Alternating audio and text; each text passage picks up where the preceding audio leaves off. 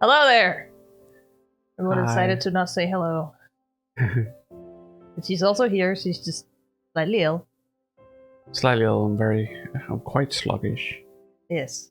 But luckily, not really anything serious, not really a fever or anything. Close, but not really a fever. You have a sub fever, that's what it's called. Yeah. Take that from a medicine student. Yeah? So I've just kind of been sore and stuff, and I don't really have much energy. So I'll just be here. You'll just be here. Making the choices. I bet you there's gonna be a lot of choices in this game. Yeah. If it's anything like the prior game they made. Not to mention I didn't have much sleep because of a nightmare. Yeah, same. Only had 6 hours. I probably had more, but I had a big chunk of time where I couldn't fall asleep. Just laying in bed, I just could not fall asleep. It was aggravating, to say the least.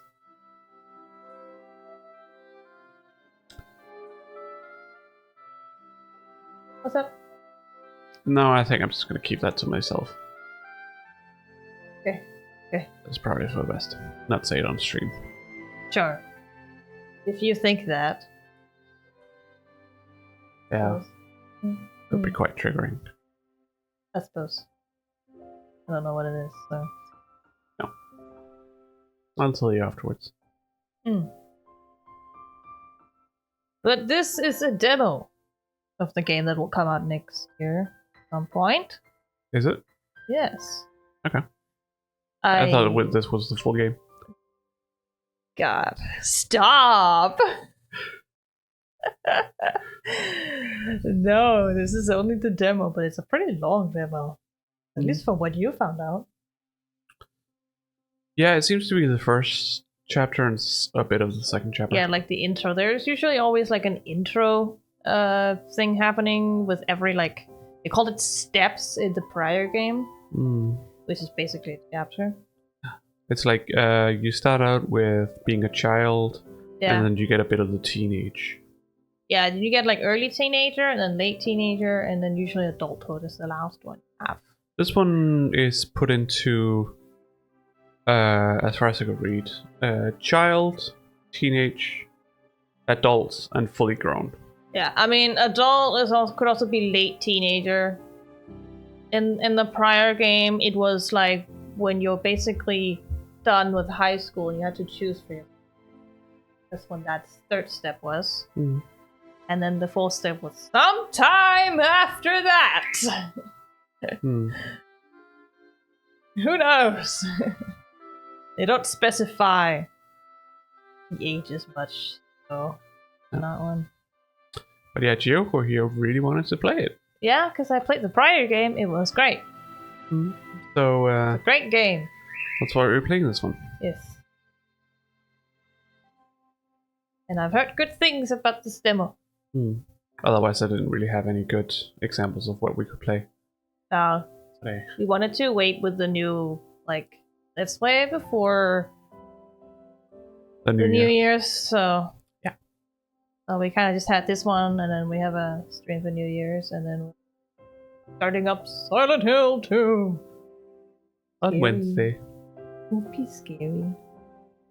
That I will not be controlling, because we all know how that goes. Right? Not that kind of scary. No. But knowing me, I'll be scared from anything. Knowing me, knowing you. Aha! Yeah, no, I get spooked by anything, literally. Just a sound in the soundtrack can spook the shit out of me. So, here we are. It's more suspense than anything. Which is not helping. I hate those parts. Hey, you watched a bit of Saw with me. Yeah, but that's not... I didn't understand what was going on, so I didn't find the suspense at all. I was just confused. I was like, who are these people? What's happening? You're also coming near the end. Yeah. I was more confused than anything. I didn't know what was happening. Well, definitely the two first Saw movies are great. Great mystery thrillers. Yes. I'm sure that is correct. I wouldn't know. I haven't watched it. No, I have watched the first 4 movies now, like once per day. These past few days, so Yeah, when I wasn't here, and then one when I was here. Yeah, it was because like I would not be able to fall asleep again, and I needed to just relax and not really do anything because I felt sluggish. Yeah. Now you feel more sluggish. Yeah. So I decided to just watch a movie. Yeah. While you were sleeping. Mm-mm. Or trying to sleep. Yeah. Turns out you couldn't, because you were hungry. Yeah. I was too hungry to fall asleep. Yeah. I tried. But I was also too tired to like even use my fucking phone, and I did. So I was like, okay, maybe I can sleep now. 10 minutes later. Nope! Nothing was happening. What are we supposed to expect from this game? Many choices. That matters. Very inclusive. You kind of get to decide what kind of relationship you want with the characters. In many ways. And as far as I know, you get to grow up with them, so there's that. Pretty sure you get to decide how your character looks. Yes, you get to decide how your character looks and what pronouns they use and so on. In the prior game, once you got older, you also got to choose what kind of clothing style you used. Okay. Whatever you have in like scars or birthmarks and stuff like that. Oh my god, scars, so cool. Yeah. The beach. I am a mad scientist. Cool.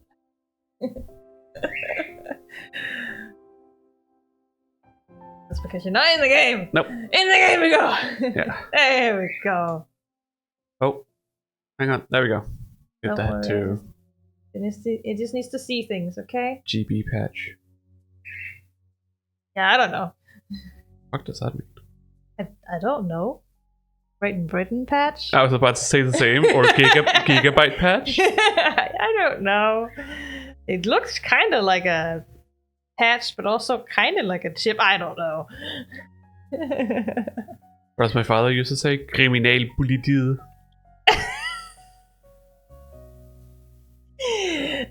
Oh, you mean the criminal police? Yeah. You can say it in English too. It works in English. Oh my god. Yes. Oh, the tutorial was also in the first game, so this is just like a preview that includes the beginning of the game and a preview of some later events. Whatever that may be. It's interesting to see that all of the buttons you have are out on the sides of the screen. Yes, I think they have done a lot more UI things than in the prior game. Okay, Prior game was kind of basic. Yeah, because typically for visual novels, everything's in the bottom. Yes. We'll see. Because you want as much space for the CGs. Yes, I mean there is lots of space, anyways. So, Yeah. because it's so small. So, I don't know how we're gonna click on them, but it's fine. You might not need them at all. We'll figure it out. Yeah. Versions of the improvements to the game will come out as time goes on. Yes, I have noticed. For example, the finished version will have partial voice acting. Yes, the original game also had that. Or the prior game, I should probably say, also had that. Where you could even install a voice pack with a bunch of names, so the main character would actually say your name. It was there. Obviously, not every game was there, but there was a bunch of names you could pick from. So there's that. It's very nice. This demo doesn't have any voice lines. That's fine. I'm here. The game is complete. The entire story will be playable from start to end for free. Yes, I think the prior game was also free, but then you could buy DLC and stuff. Yeah, optional paid DLCs will be available to add in even more scenes, like they did with the prior game. Can I get my up thing? Ah, your coaster. Yes, thank you. My cup thing. That was cool. Sorry, my brain doesn't work right now. Yeah, I know. But yeah, you basically got double the amount of events per step. Or you'll see if you wanted it. It didn't cost a lot. The very start is a brief tutorial that will be skippable in future playthroughs. It will help you get acquainted with all the many ways your choices can impact how the game plays. Wow. Basically, in the front game, you basically built your entire fucking identity throughout the game. I'm a bit confused as to why a visual novel needs a tutorial. There are some specific things to this, at least. Okay. At any time, you can press the pref button on the left side of the game screen to open the settings page and make the experience better suited for you. Change the text size, font style, sound volume levels, turn the light animation elements on or off, and other general options. The story of our life, now and forever, spans 12 years. The character you play as beginning as a 10-year-old child and ending as a 22-year-old adult. Wow, there's actually a year on this. I don't think there was in the prior game. You're just kind of adult at some point. Because you could also be married or not between those two steps. In between those points are two other stages of life. 14-year-old adolescence and 18-year-old young adult. So it is late teenager for us. You can see. This time period. 18-year-old is not an adult. It's this young adulthood. Yeah. It's true. And was it 22? Is that what it said? Yes. 22 is not fully grown. No. You're an adult. You need to be 25 to be fully grown. At least brain-wise, yes. But most people don't know that. These time periods are referred to as steps. Yes, they use steps again, because of course they do. Yeah.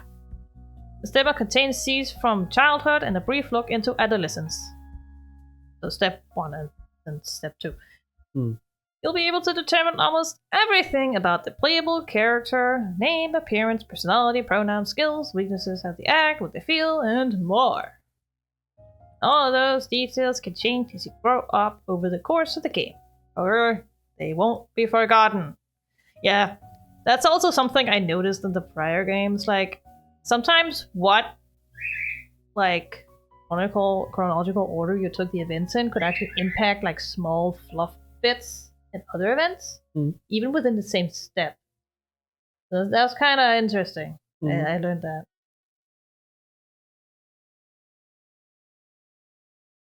Who you are and who you were is remembered by the game and the characters you meet. Choices you picked in step 1 can still be referenced all the way in step 4. Built together.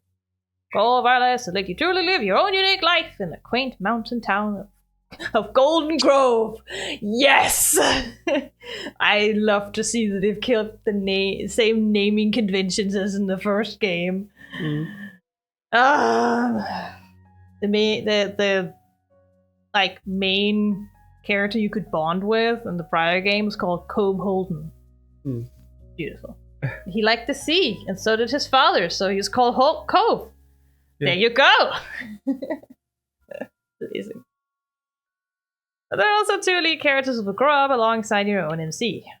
Tamarack Baumann and Qiu. You'll have the option of being their friends, pursuing one romantically, just having them be people you know, letting your connection change over time, and so on.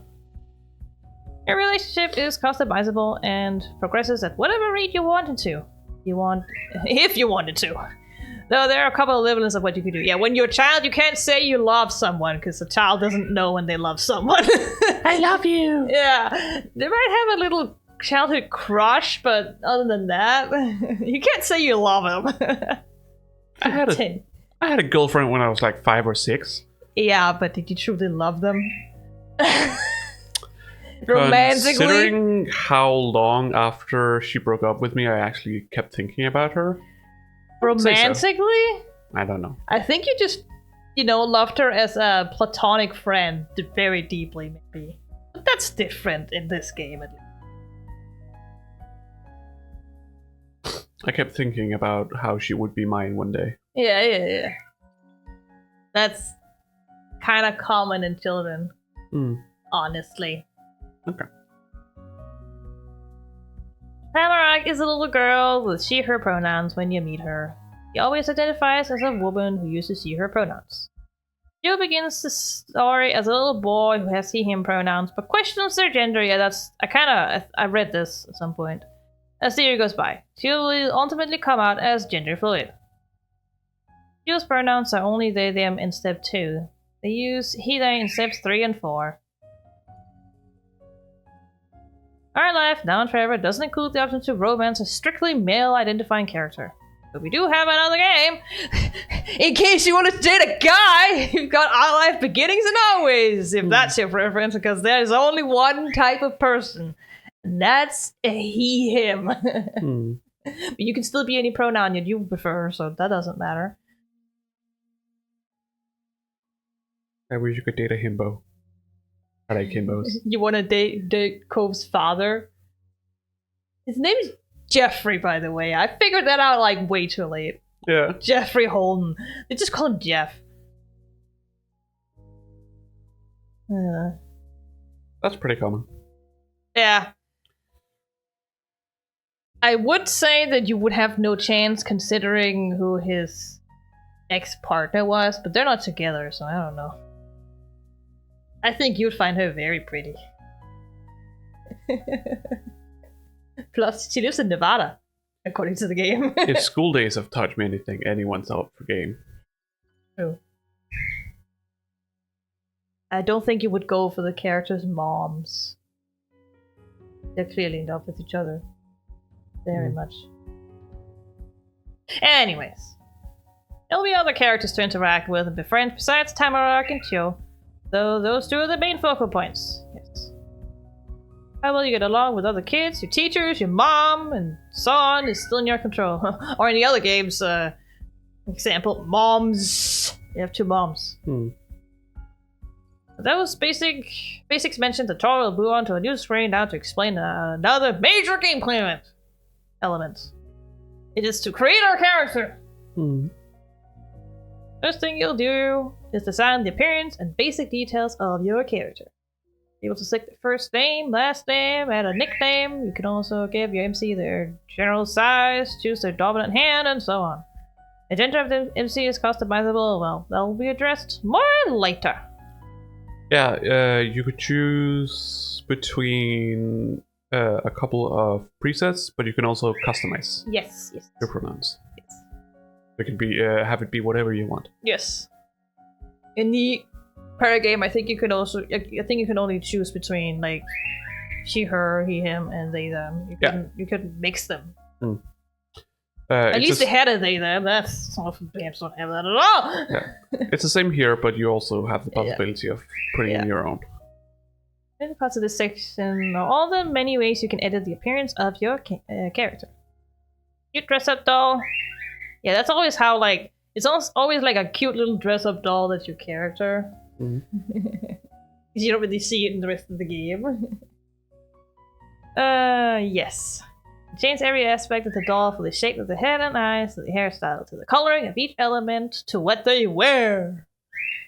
And by that they mean accessories and stuff. Because you don't have a body, you're just a floating head. Customization can be extra unique by having the hair and or eyes be 2 different colors, in case you want to have heterochromia or 2 different hair colors. I think you could also have that in the other game.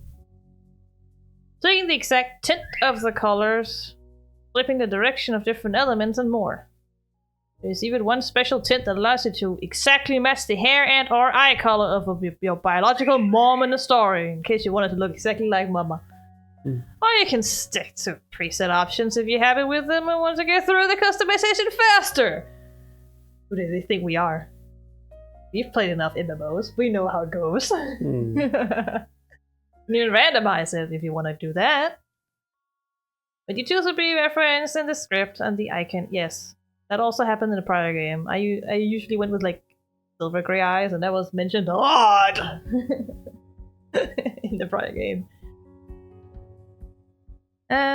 Yes. And the icon image you put together will appear on the text box when your character speaks, which is new. Unless you turn that element off, of course.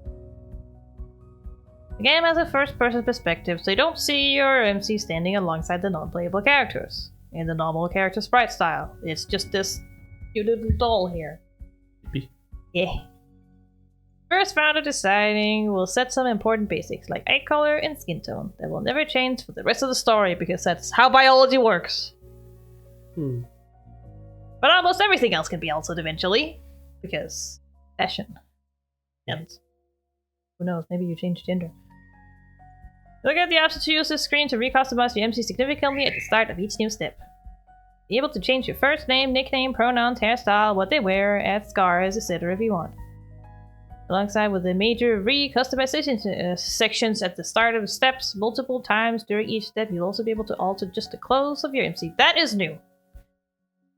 Before, you kind of just sometimes had choices about what you wanted to wear in the event itself. If you want your MC's outfit to be simple for exploring outside and nicer when they go to school, you'll be able to do that. And new decoration options such as facial piercings will become available once your character has gotten older, because as a 10-year-old, you don't have that. That's how that works. That's the same in the prior game too. A lot of young people, well, especially girls, have earrings. Yes, but this is either a Canadian or American game. No, you don't. No? No. Okay. What do I know? Usually clip-ons then. Yeah. At the very least. Alright, that's everything for this initial screen! So let's get to customize. God damn it! Nope. More tutorial sections will pop up. Yes, thank you. We hope you have fun. Yes, thank you. So, how does this... Okay. What face shape does thou want?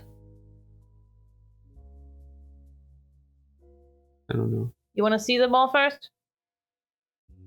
Kind of like the one we're on. Yeah. Slightly W square one. There are many different. There's this, and this, and this, and this. And then there's this. I like that one. Yeah. This is the poofy cheek. I am trying very hard to reach the eyes, but... Nope. I can hit hair and extras, but I can't hit eyes. Maybe it's not available? It is available. Okay. I know that much. I'm just trying. I mean, they did say it was partially. There we go. You might have to use the mouse. Yeah. There are many different kinds of eyes.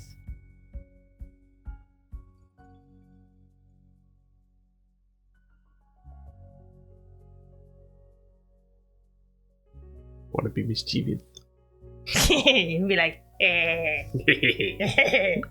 I'm always smart, that's my secret captain. Yeah. Always smart. Is that what you want? Yeah. What color of eyes do you want?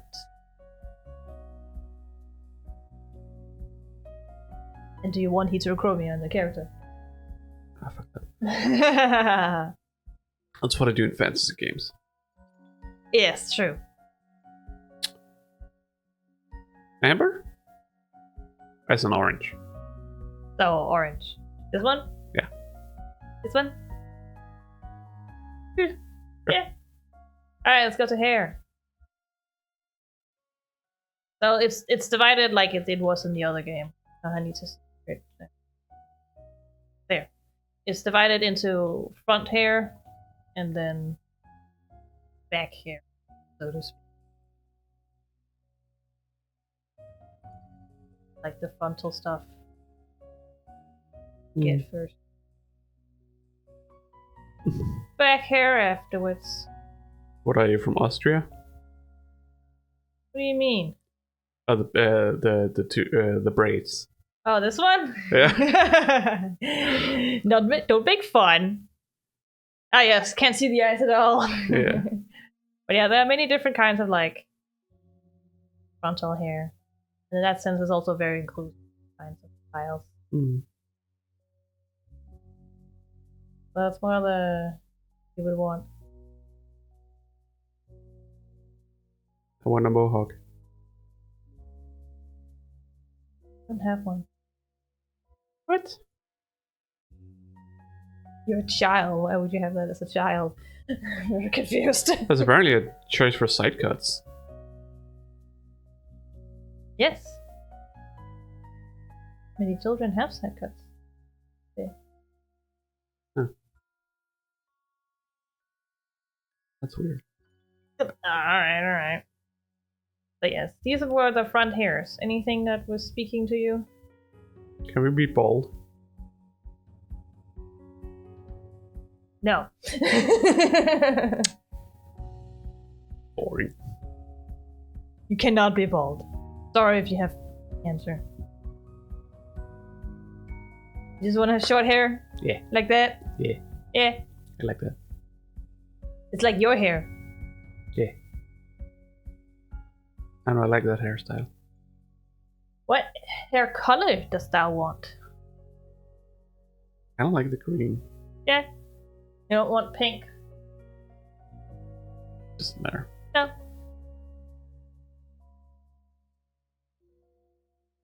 Yeah, I think that's fine. It's fine. Yeah. What about accessories?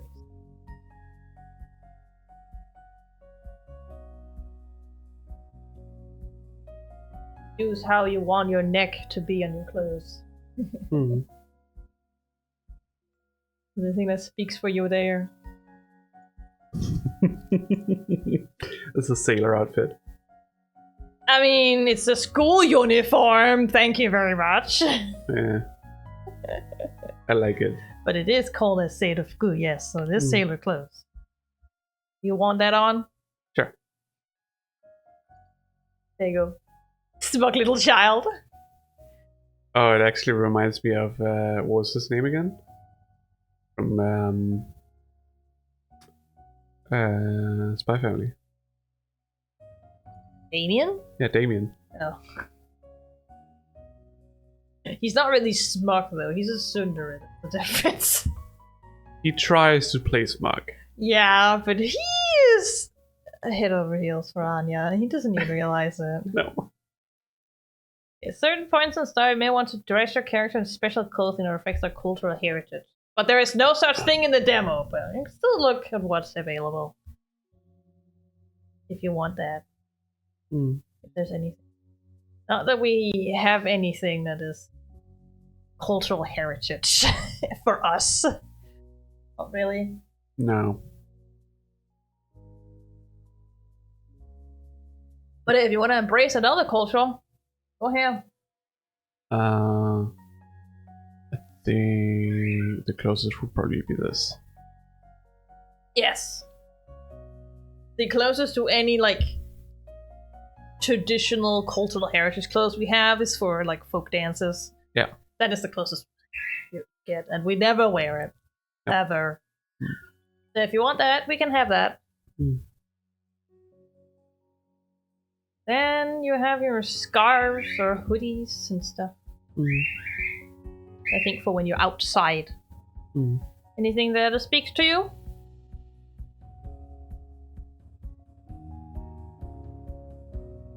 All these faces look smug because of the indent from the eyes. Yeah. That's also why you look smug as fuck.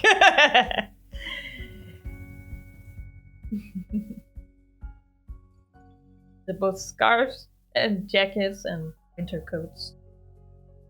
A hoodie. Smug child. And you got head accessories. Anything you want to wear? Yeah, that goes behind your front hair, by the way.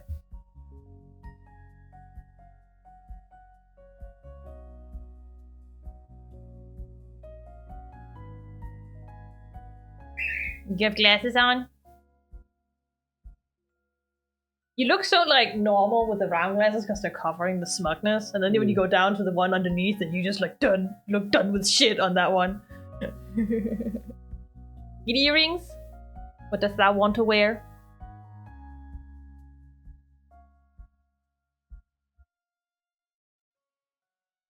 Just spawn nibbits. And you can have bandages on if you're one who gets hit and hurt all the time because you little shit. I have all of them on. Yeah, you can have all of them on.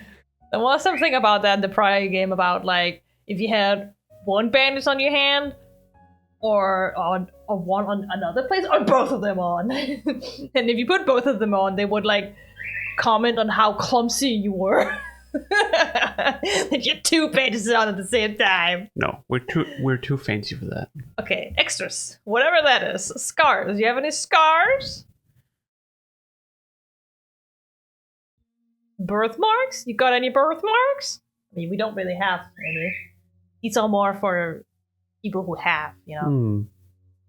Moles? All different moles. Yeah, you can have more on, by the way. You can have all the moles on. I kind of like that one. Yeah. And then others like freckles and acne. Look at this fuck little shit. Yeah. There we go. What's this? I don't know. Ah, you can just choose, I guess, and quit. Zoom. Okay. If you're done, you just go down there, yeah. Alright, first and last name, and right now it's Frankie Second. No, we have to write it like this. No. Piss. What? I didn't want to delete it. I just wanted to add a letter. Oh, no. Frankly second. No. No. No. You don't want us to be short. You want us to be little short shit? Yeah. You can also just use a nickname if you want. It's the money. A small little child. Small little shit. Yeah. He needs to be the smallest little shit.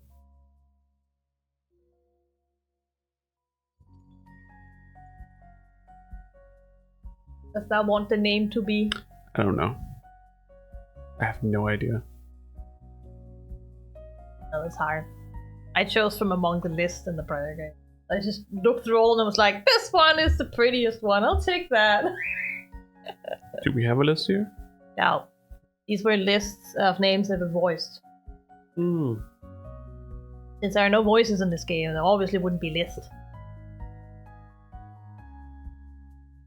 But they might make one. Might make a voice pack. Kinds of names. You just call them Damon? You wanna call him Damon? You wanna call him Damien? Damien Desmond! That is his name. Yeah, let's do that. You wanna call him that? Yeah. Okay. Them. I'm not sure what the gender is yet. No, we haven't chosen. Well. What about your dominant hand? Is it ambidextrous, left-handed, or right-handed? I've already chosen. Okay, so you chose ambidextrous. Ambidextrous. Hello for the tutorial again! Yes, thank you. Yes. More specific elements, yes. Determining the gender was assigned at birth, what pronouns they use. If they use multiple pronouns, adding in your own custom pronouns, selecting which gender terms they're comfortable with and such. I'll be up to you! You can also change everything except your assigned gender at birth, because you don't just change that. Yes. Want to begin with one type of identity and then have your MC go through a transition once they're older? That's completely doable. Feel free to select whatever feels the most comfortable at this stage.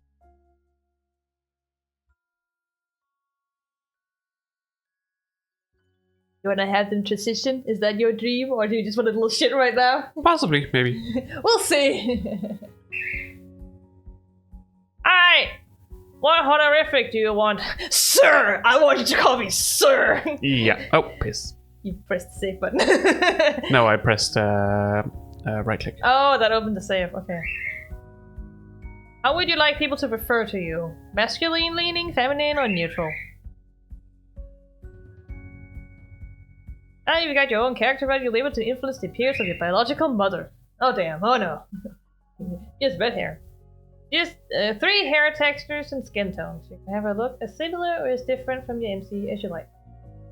She chose to raise a child on her own and used artificial insemination to give birth to a character, so there's never a father in the picture, apparently. Biological father never appears in the story, he's not important. Fuck off.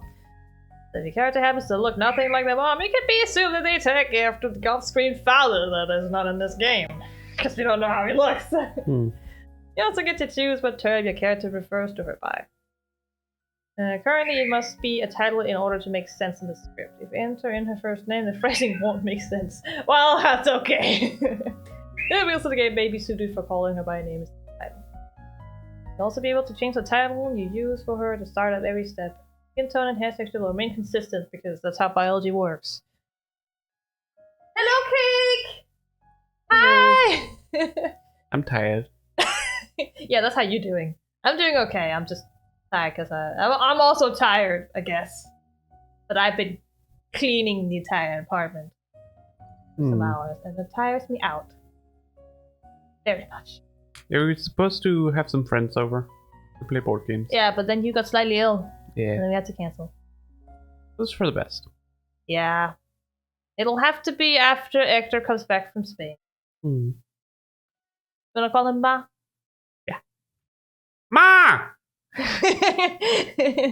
And then every time that she just calls you Davian, you'd be like, no, call me Sir. You better call me Sir Davian.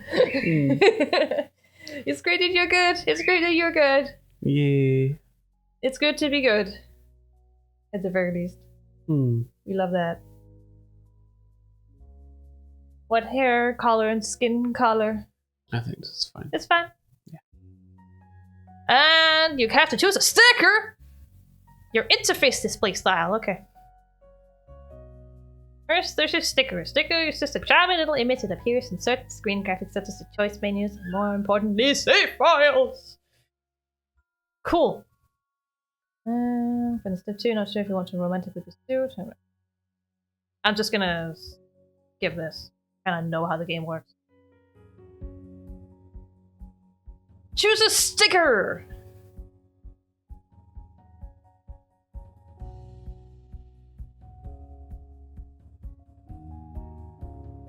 Music note. You want the key? The key, yeah. What do you want? With or without the icon? Just with. That's with. fine. Yeah.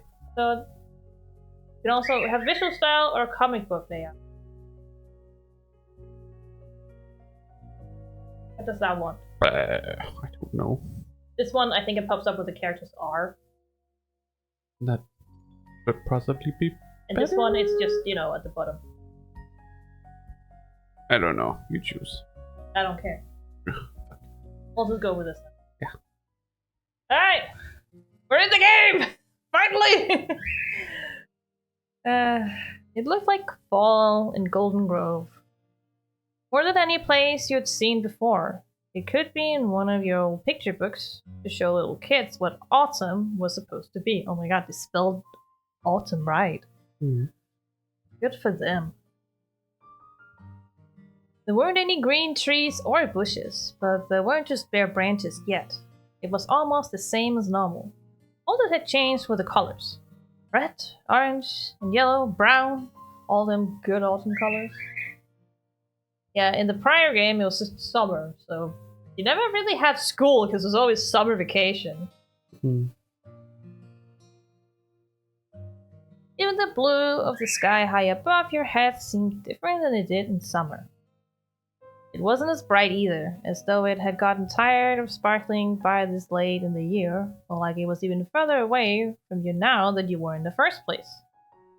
The plants and sky didn't get this way where you live, or where you used to live. Bam, bam, bam. Is that how it works? Your thoughts continued to jump around while you stood there in the big circle of street at the end of the road.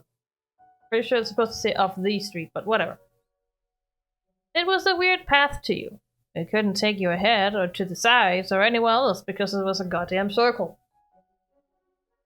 Like most streets you'd gone down. This one only came right where Here with those big houses. There was nothing. The view in front of you was something you'd only ever seen in photos before. From stapled together papers that advertised the middle house for being for sale. I'm also tired, apparently. It had been a picture book to you until this day. But now you live here. Now you knew that it felt like fall here too, because it was cold outside. Silly enough that you sometimes held your eyes closed for a few seconds, longer than usual, to try keeping your eyeballs from feeling like they were gonna freeze inside your head. This was a real place. The icy air surrounding you said, and you were really in it, and it was where you were going to stay. That was new. Your ma and you had lived in apartments before, and never for very long each time. That's sad. But I know the feeling. That was until she'd gotten a big job in this not that big town and bought a big house. You wouldn't be going anywhere else for a long time. Now in that moment, you couldn't imagine being here forever. Haha. Forever. Subtitle of the game. But that's the way it was. The old tan house at the very end of the long round road was now your house, standing tall with two others by its sides. Those buildings were homes too, with their own people living inside, and those people in those ancient houses were going to be your neighbors. What does that want to say about that? I'm mad. How dare they! You little shits! Is that what you want to choose? I don't know.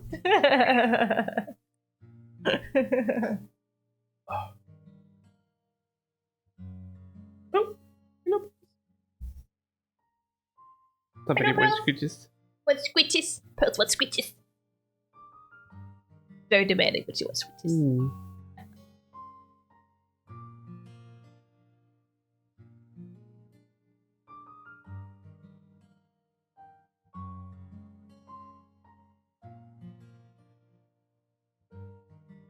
I don't think I have the brain capacity to make choices like this right now. Oh no, that's sad.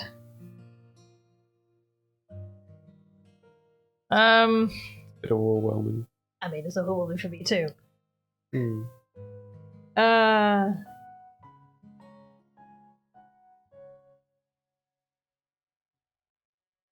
don't know, do you want it to be positive or negative? Start there. Sure.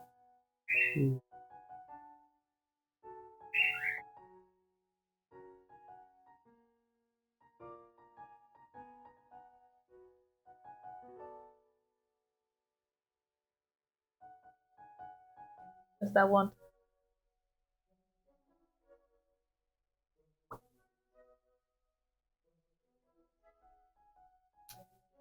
And here you have 3 more choices. It was even better because you've been doing this with your ma, and it was good. That part was nice, and your ma was no fun. I don't know why you keep looking out for your ma.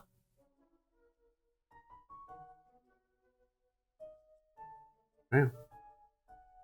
You're a 10-year-old child. What do you think would be the opinions of said child? You either love your mom or you don't. Everything's black and white. That's how that works.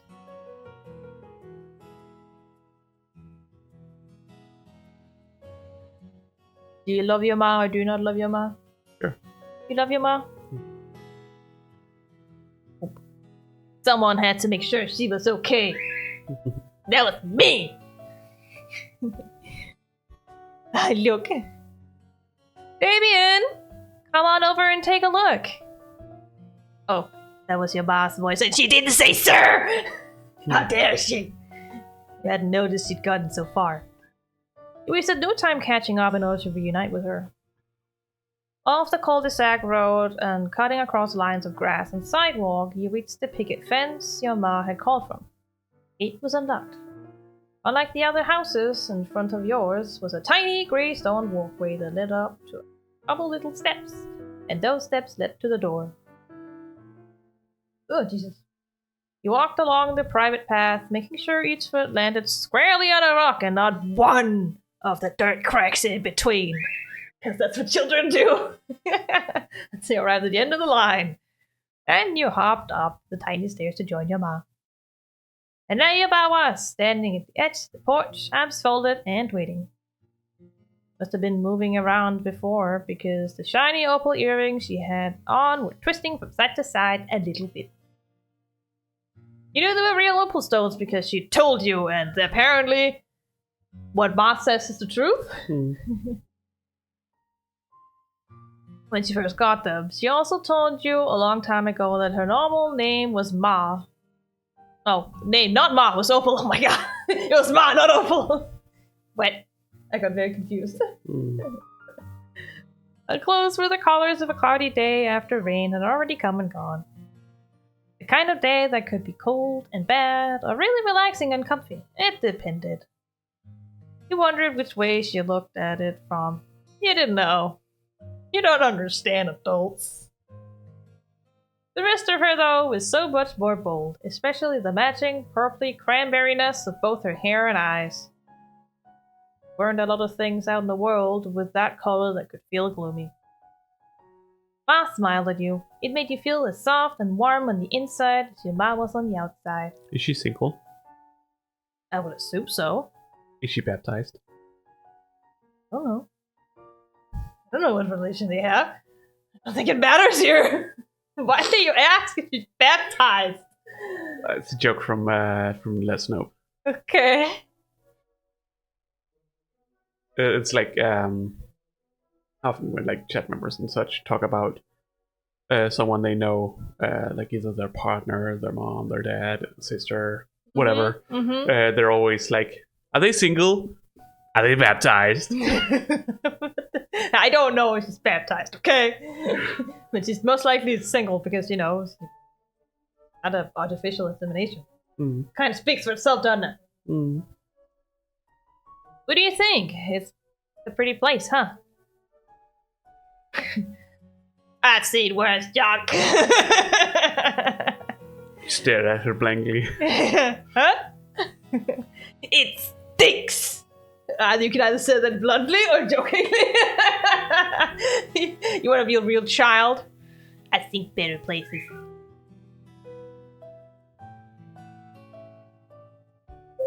What do you want to say? I like that there's only two positive choices. I mean, some of them are joking. Yeah, but otherwise it's either negative or kind of like neutral. Yeah. I mean, it's a child. It's either the thing is really pretty or they're like, eh. Or they hate it.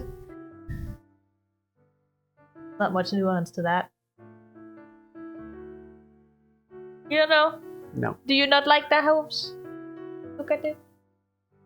You do not like it? Fucking Americans and their wood houses. That's true. But so is Norway. Yes, but Norway doesn't have fucking storms all the time. No, but they do have snowstorms.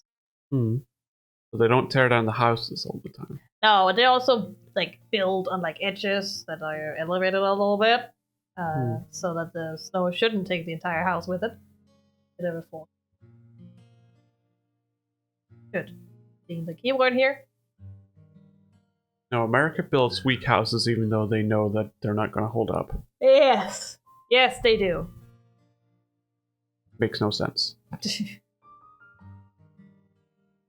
So, what? I've seen better places? Is that what you want to go with? Sure. You want to go with that? That's places. I can't disagree, my dear. Oh. Okay. I don't know what happened there.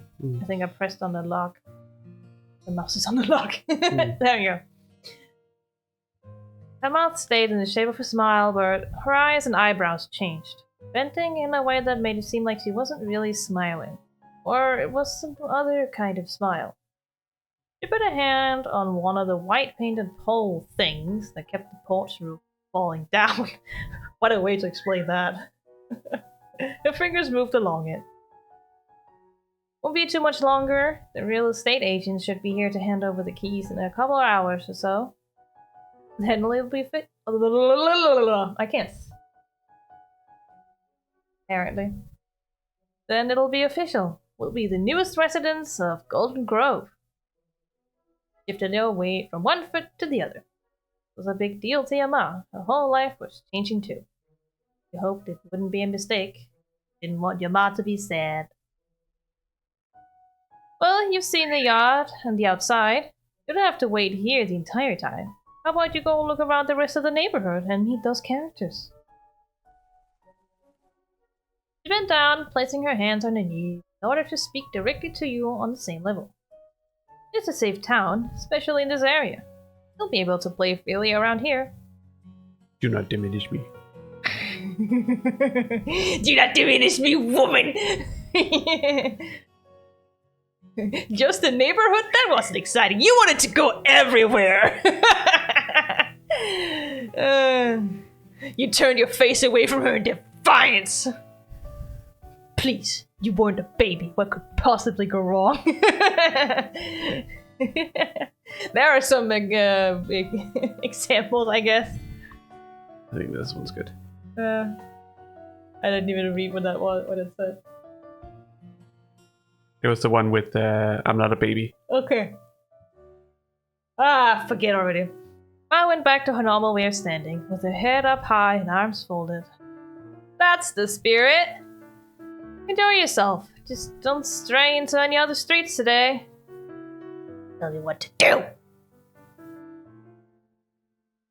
That's not You fair. didn't care about the rules, but you kept that to yourself. I love children's choices sometimes. Yeah, it's not fair, bah. You grumbled about the restriction. How dare you?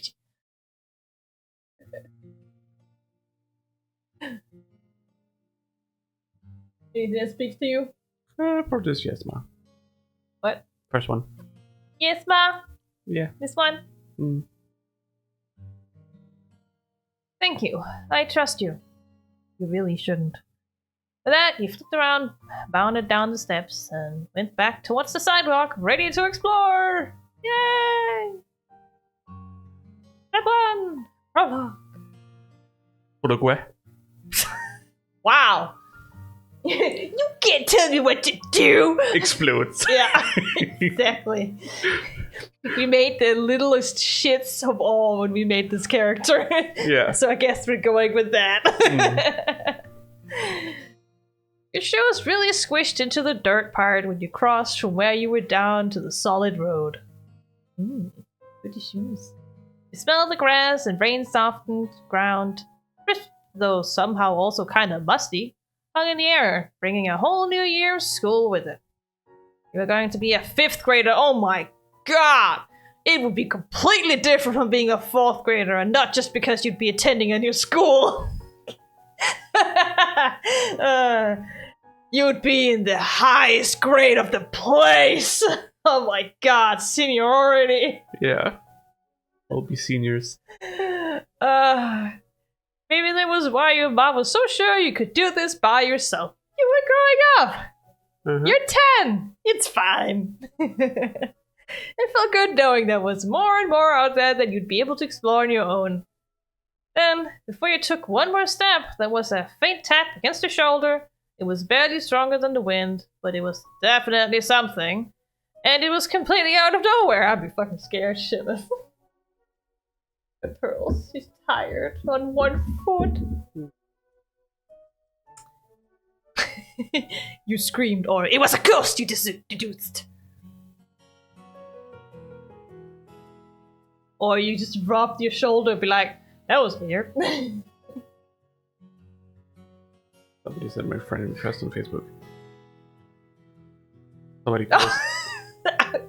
I had to read your comment for a while, Cake, before I understood what that meant.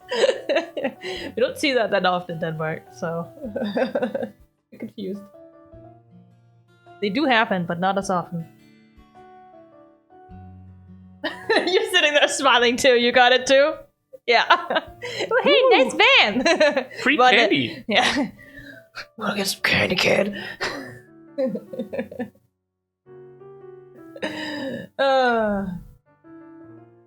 Fists up defensively. You wanna put your fists up defensively? Yeah.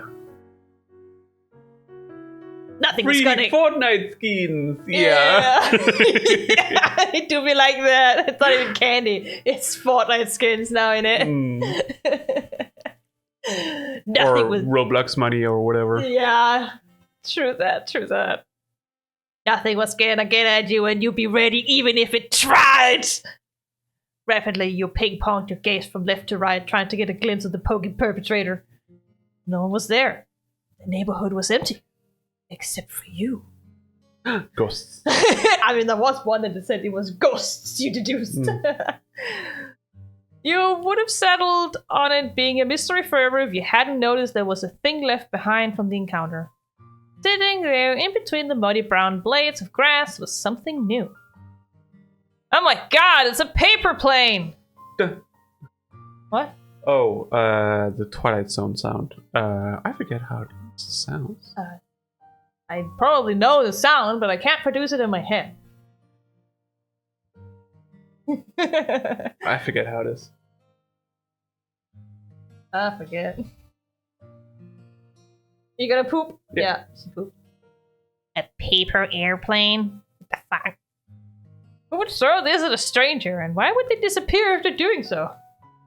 As you considered those questions, your gaze shifted back towards the right, the side of the street where the tat came from. Whoever sent this to you had to have gone that way. You crouched down to grab it while keeping a lookout to make sure nothing else snuck up on you. Paper didn't feel the same crinkly, crackly way most normal paper did. It was thicker, somehow. Almost like a piece of cloth. It was cottony! Cottony. Cottony! That was... What? I can't really explain it more than the doo-doo-doo. I don't even know. I could try and find it. Yeah. It's not like in the fucking live series where they wrote the sound of the horn and then Martin immediately got it. Like, yep, got it. I know what sound I shouldn't respond to anymore. You can just try and find it. Meanwhile, we'll take some water. Thirsty. You mean tea? Tea. Yeah. It's water with tea in it. That's what.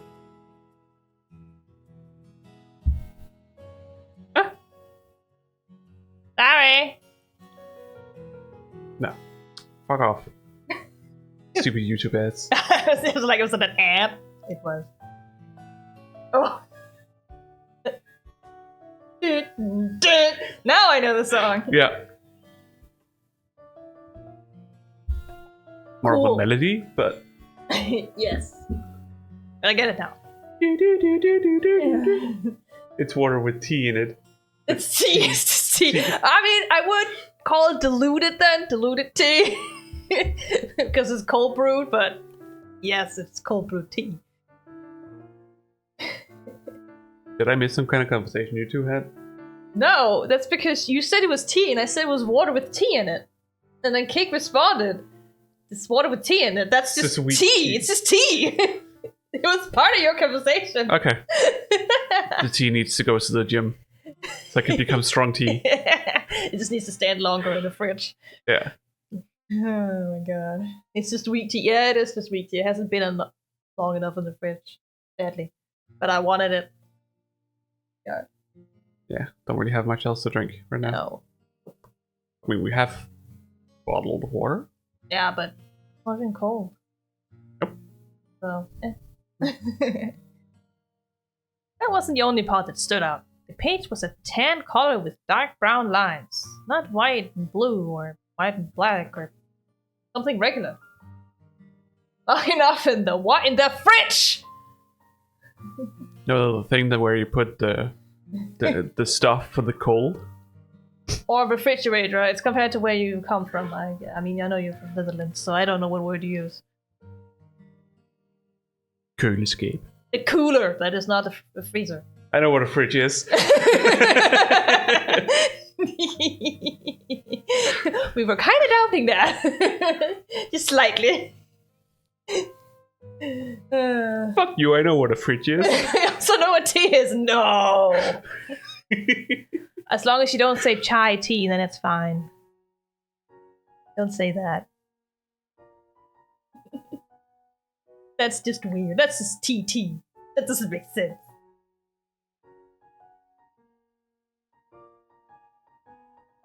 I'm confused. What? What? Why would I put what in the other? In the other what? I'm very confused. Same. Pearls? Yeah, she's tired. She's tired. Did she want to sleep? Mm. No. Oh, because I'm cold brewing tea, so I can drink the tea cold. She wants it to be cold. I just like cold tea. Mm. It's very refreshing, and it is sweeter. Slightly sweeter and less bitter when you cold brew it. Yes, because you do not burn the leaves. I mean, even if you didn't brew it, it'll still be mellow. What? No, burn. Yeah, but even if you don't burn the leaves. Oh, I thought you said brew. I was like, what the fuck are you on about? That was your brain. Who fucked up there? Hey. I like cold tea, okay? I've been to Japan, it's great. Mm. I know it's not normal in Europe, but yeah, great. Green matcha tea. What? Green matcha tea. Oh, this is not matcha tea. No, but that's what you tea. drank in Japan. Yeah, but also oolong. Also oolong? Okay. Yeah. Never heard of it. Well, it's not really a thing in Europe, like at all. So, more thing in Asia. Cold brew tea. Japan, you can also get hot coffee or not hot, cold coffee served in summer because it's so hot outside. You haven't heard of iced tea? No, probably not. Not cold brewing, I guess. It's kind of like iced tea. Yeah, but it's not sweet and it's actual tea. Oh, no. Yeah. Well, no. Iced tea, actual iced tea is cold tea. Yes, it's cold brewed tea to be. Typically it's sweet, yes. But typically you put sugar in, yes. Yes. But otherwise, it is just cold tea. Yes. And some lemon. Quite popular in the UK. Yes, very. And then you have sweet tea in America, which is supposed to be sickeningly sweet. It is. At that. We have iced tea, but... Yeah, iced tea is not the same as iced tea. Iced tea is like light tea extract and then sugar and all kinds of other aromas. Yeah. That's not the same. Oh, no, you put a D on the ice. Yeah. For it to be iced tea. But it is not something you see in you. Not really. England is technically Europe. Yes, but... They're not part of EU, no. No, that's not what I mean. You just generally don't see it. It's only in the UK. Yeah. Mostly in the UK, because they're very much into tea. All kinds of tea. Every kind of tea. Mostly English tea. Yes, but that also includes royal milk tea. Also made on English tea. Oh, yeah, Very yeah. specific. Yeah, but... That's why I'm saying all kinds of tea. You were saying all kinds of tea as if, like, all kinds of, like oolong, like, chamomile, like, all kinds of tea. Yes, I mean, They are generally... mostly just... black tea. Black tea. Generally, when speaking of tea, there are 3 different kinds.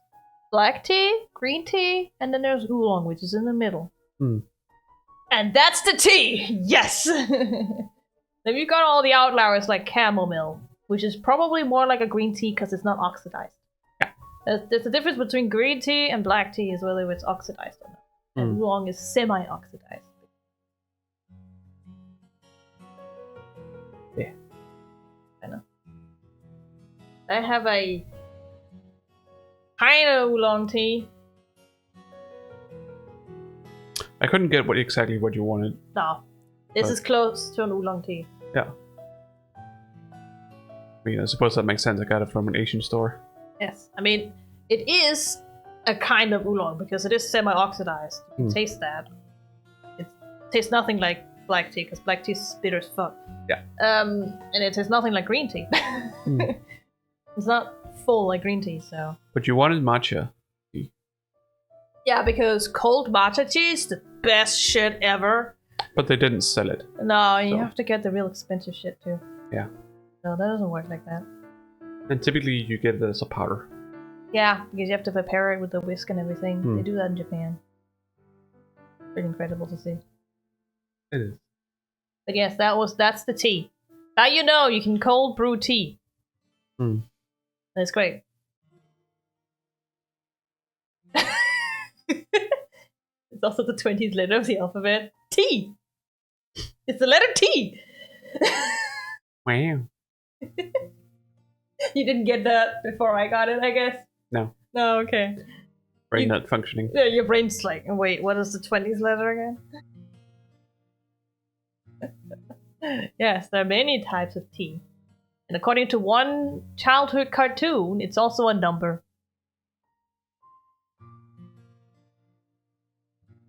You're just staring at me like, what the fuck are you on about? Never watched the Kids Next Door movie? No, I never watched the movie. Oh. Where number two's... I can't remember if he's a little brother or a cousin. Doesn't matter. He had to get into the whole thing, and he was like, I want to be number T. And he became number T. Yeah. So, now it's a number.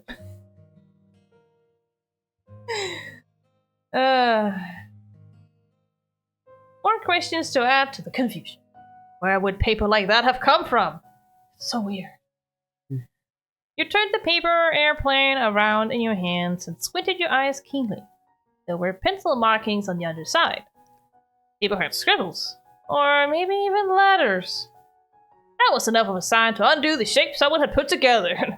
Fuck this airplane. You pulled at the flaps of the plane and flattened it out between your palms as best you could.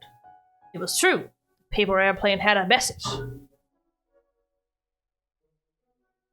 Okay. Steam from the radiator? Nope. Hamster sleepers. You sure? Yeah, they hit the radiator. That's what T-shirt T-pose. With the saying to a T. So many T's. Well, maybe. There were some words on it, but not a lot, and they were on different lines from each other. You read over each tiny part from top to bottom. Hello! It said. Go out! Hide out! And then in the bottom corner was... Damien Desmond. How the fuck do they know my name? Your name! It had been addressed to you personally. There was no mistake that you were the one meant to get that plane. Spooky. 1 point in Scrabble! Yeah. Got that right.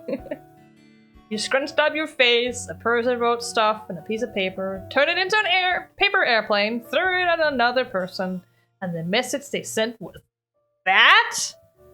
What the fuck? This was something. That's stupid. You think it's stupid? Yeah. You want to say that? Yeah. This was stupid. Oh. It only kind of made any sense in that they were all real words, but none of them meant anything together. You That's hit the mouse. That's B. No, B doesn't work. Okay. Yes. You have to tell your mom right now, right this instant.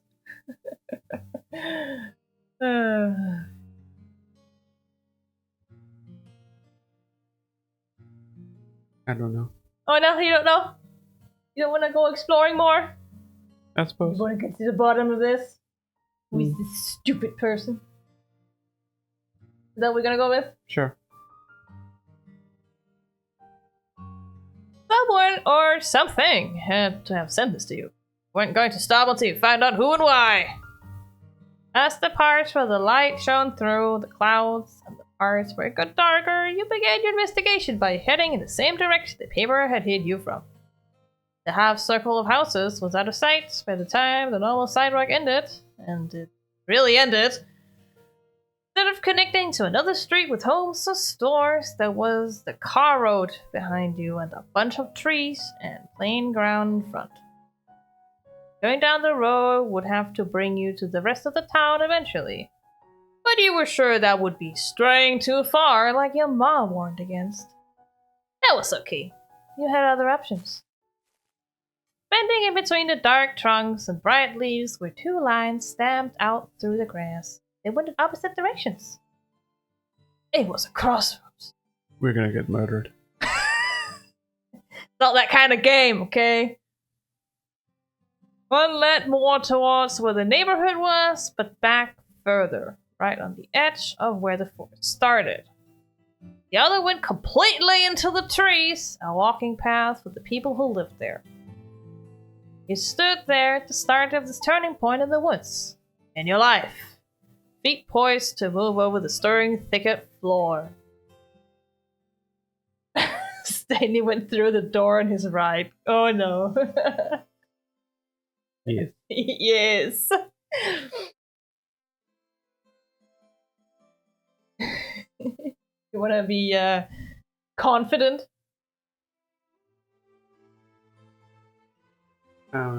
Or do you like, I don't know where I'm going, but I don't care?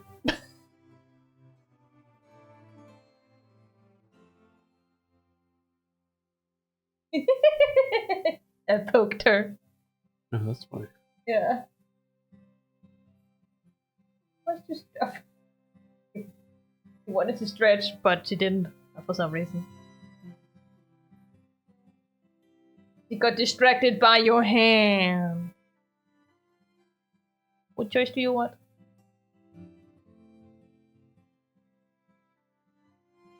Pretty mushrooms! Yes, it's very pretty mushrooms.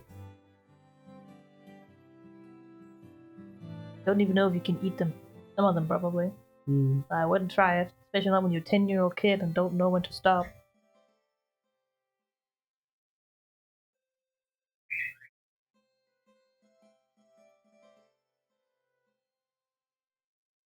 Yep. Let's choose this one. You know exactly which one you wanted! There was a path here that was definitely more worth trying than the other. You were sure of it. Something on the inside just told you so. Which one do you want to take?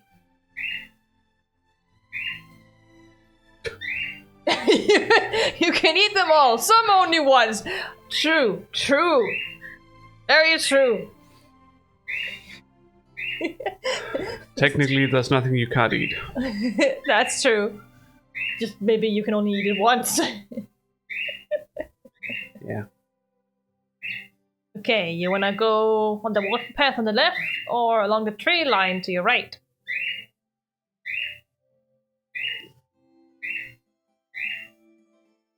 Oh. Well, we're looking for a hideout, right? Yes. So I was assuming the tree line. Yeah, tree line. Let's Yeah. try that. And your quest continued!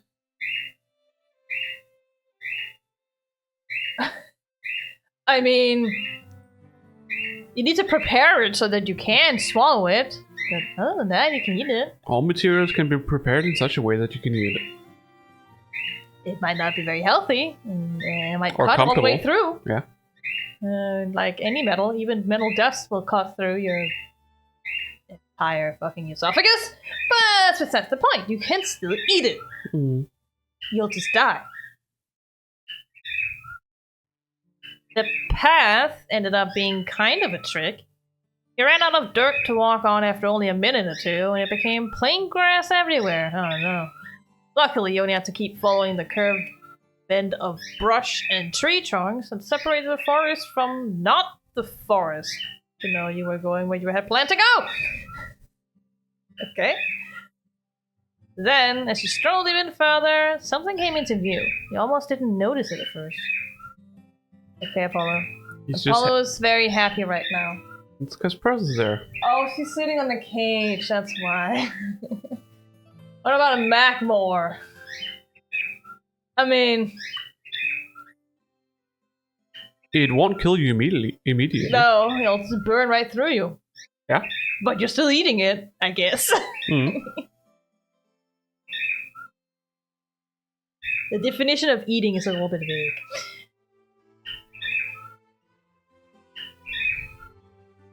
You almost didn't notice it at first. Stretching about as high as the trees and made out of practically the same colored wood was a tower sort of thing. But above it was mostly empty space with thin stick poles at the corners and only one full wall.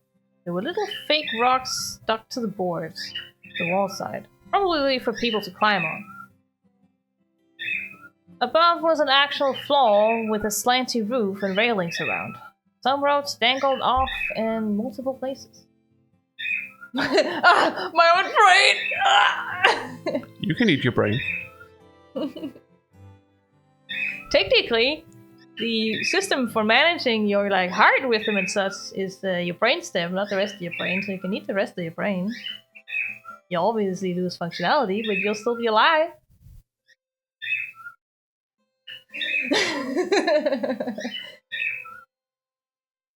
You can chew your brain. It's just fat. Yeah. Most of it is fat. I think it tastes good, but little bit of nerve here and there, and then just fat. Hey, if you only eat the part that doesn't require you to be able to move your mouth and be able to swallow, well, it's fine. Yeah. Just take your sight. It doesn't matter. You can still eat it. Mm-hmm. You don't need to take a chunk of it. You don't have to take your entire brain out. You also take your hearing. My entire brain. Tell that to the chickens who get their head chopped off and somehow still survive because their brainstem's still down there. Mm. You'd be surprised at what you can eat.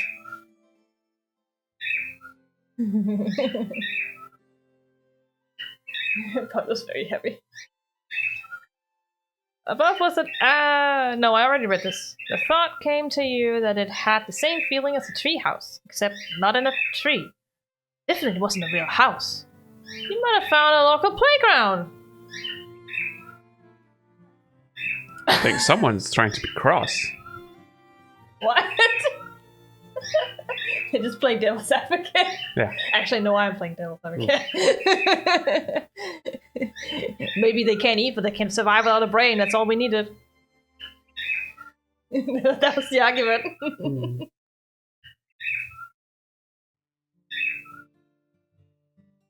Curiously, you moved closer until you were right in front, and that's when you came to the shocking realization that there was something up there at the top. I squinted to try seeing more clearly, and your neck bent back. So far, your head might fall off. You could make out a lumpy pile. So what do you want to do? You want to just stand there and look? And do you want to shout? Kick. You want to give the base of the tower a swift kick? Yeah. Is that what you want to do? Yeah. Okay, you kick the base. The blink of an eye, you had pulled one leg behind you and swung it at the board closest to the ground. The tower didn't move at all, but the strike made a thwack noise and hurt the tips of your toes. That sounds like something a little shit kid would do. The sudden sound of a clattering ruckus from inside the fort made you flinch in place. It was a scrambling, thudding noise that you knew came from movement. That lump stopped being just a lump. Shut up. Then right over the railing, peered down, and saw you. Oh, hey, look! It's Qiu. Mm. I think. I don't actually know how it's pronounced in Chinese because there's no pinyin on it! I don't know how the phonetics are pronounced, but I just assume. It was a kid!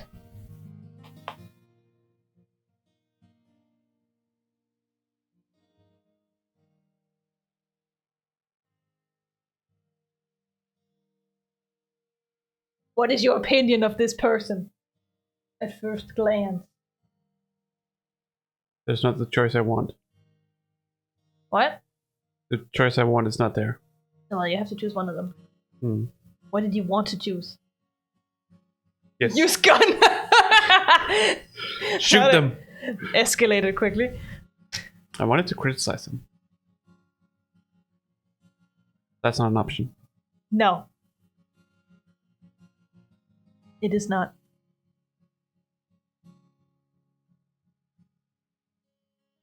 I'm supposed to just stare at them. You just Their eyes. their eyes, they were so deep brown, you've never seen anything like it. I suppose. The silent standoff of surprise played out between you and the stranger. Then, look at this smug kid! Oh, that's Chase quickly. Then, altogether, one half of their mouth, one of their eyebrows, and one of their hands shifted upwards. That lopsided pose they had, and the fact that they were at the top of a tower made them seem pretty in charge here. How dare they?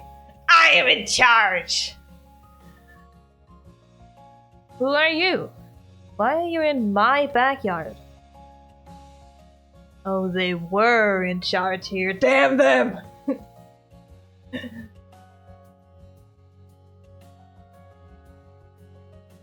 Your backyard? There's no fence! It's not yours! You'd also be like, who are you? Yeah. Excuse me? Is that what you want to say? Yeah, probably. Somehow, they twisted their smile and leaned over the railing even more than before. I'm the person who actually lives here. And I asked first. They had a point, which was annoying!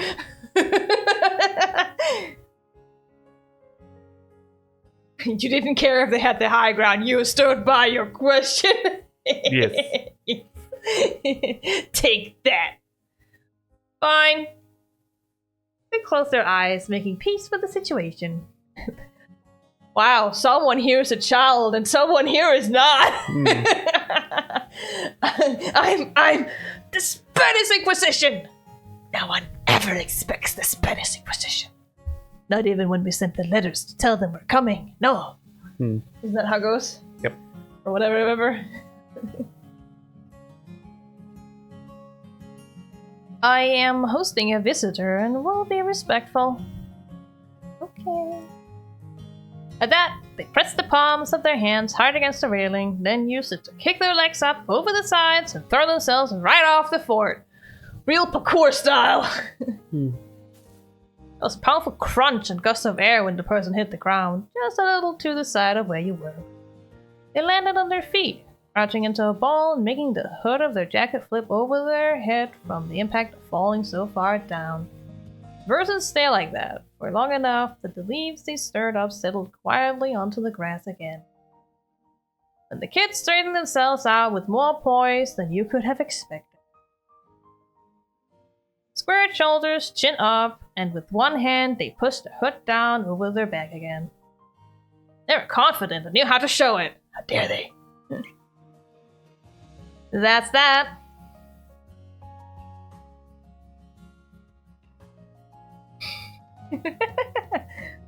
Anyone could have done that. It wasn't special. Yeah. Is that what you want to say? Yeah. They took hold of the open side of the jacket and then flapped them out, shaking off bits of sticks and whatever other stuff that got on it when they collided with the dirt. Anyway, they shifted their head around to get their hair back over their shoulders, the way it was before, and then jabbed a finger into their own chest. Why would you say mister? You are a 10-year-old child, thank you very much. Yeah, that's a bit weird. I'm Mr. Qiu, Lin. Qiu and L-I-N. Yes, I don't know how to spell. It means... Oh no, are they gonna explain what the Chinese characters are? Both of Qiu's arms spread out openly, gesturing to the wide world around us. Autumn, nice to meet you. That makes sense. What's your name? I am Sir Damien Desmond. Yes. There's also, I already knew German ain't awesome. It's Chinese, you little shit. But shouldn't the U come after the Q? You're not a mister, you're a kid! So many good choices here.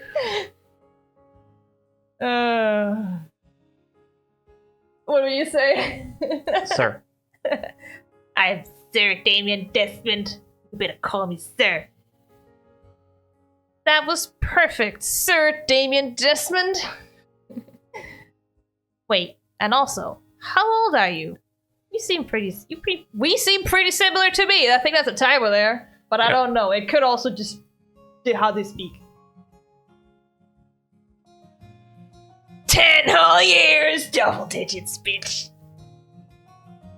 I'm 10. Take that. Yeah. I remember that the prior game where your sister is like 2 years older than you. So she gets into the 10s first. She's so braggy about it all the fucking time. She's like, I get to decide because I'm in the 10s. Double digits. Gio slapped his fingerless gloves hands against the front of his chest to show just how taken aback he was. Whoa, so am I. What a quick-a-doodle! Nobody else close by was exactly 10 before, but now there's you! How old is the other person then? I don't know. And you're gonna grow up someday, and I'm gonna grow up too. But that's not gonna stop us from being the same age. Cool! Fucking children. I still act older than you. No, you don't. Oh my god. You want to choose?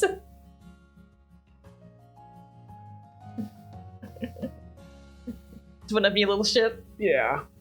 I still act older than you. Definitely.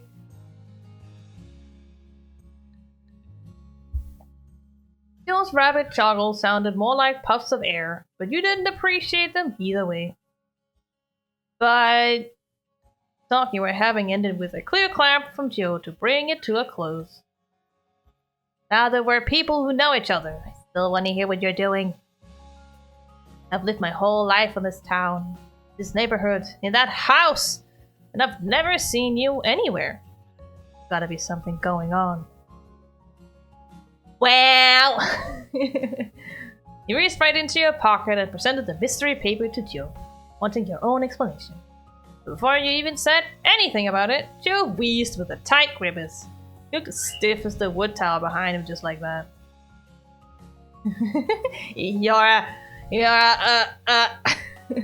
What the fuck is happening? Stammered and babbled and pointed his finger all around the space that was sort of in front of you until the word finally came to him. Sorcerer! Because we guessed what it said? I'm very confused. What? No, wait! Gio threw his hands up higher towards his shoulders, the sudden movement making sure nothing interrupted his train of thought. You're a thief! That's why you're here. To rob my house! What the fuck? Hey, that's right, I'm gonna steal all your stuff! Or, no, you're right. I'm magic. I'm sorcerer and a thief. I'm a sorcerer and a thief! Aha! Oh, what? You really think I'm a sorcerer, robber?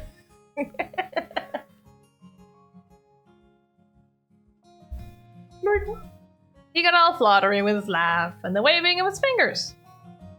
So, you're just a kid, but you've got some good tricks. Joe tucked one of his hands inside his jacket. He moved it around in there, humming the whole time. There was some kind of secret pocket or compartment in that coat. Aha! Just as you thought. When he removed his hand, he was grabbing onto something. It was a little notebook. The edges were bent up and crumbly, probably from being squished a lot of ways and a lot of times. And there were papers sticking out in weird ways that made you think they weren't even attached to the book anymore. They were just smashed between other pages to keep them in place. But the thing you noticed the most were the colors. Tan with dark brown lines. Oh my god. Was the paper from the airplane!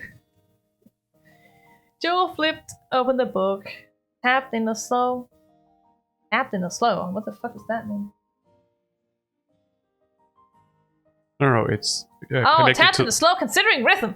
Oh my god. I read that as like a sentence you just like kind of squished in there. I was like, what the fuck? Wow. Hey, those happen a lot in the Danish language. Yeah, but you need to, read the thing. I read the next word and then I was like, okay, I guess this is a in-squeezed sentence. No. I should have read more than one word after it. And so considering rhythm at the front page with the back of his knuckles, said that you wanted to know, said what you wanted to know without you having to do anything. That's my special paper. My notes on it. But it's not in my notebook. It was in your pocket! Oh my god! You must have done the thing that's sleight of hand? Sleight of hand, yes! That thing. That's what you did to snatch my stuff in the blink of an eye while I was standing right here. So you're a magician or a pickpocket. That's all it could be. Wow, Mr. Detective.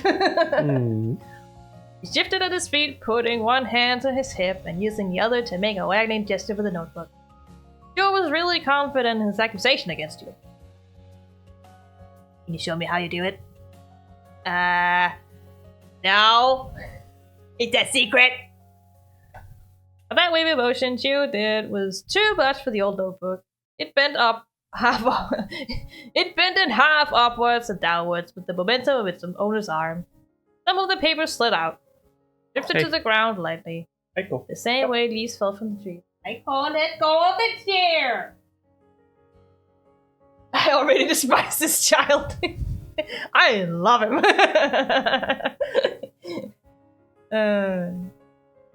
He stared right at them, sitting there freely like that. Joe didn't.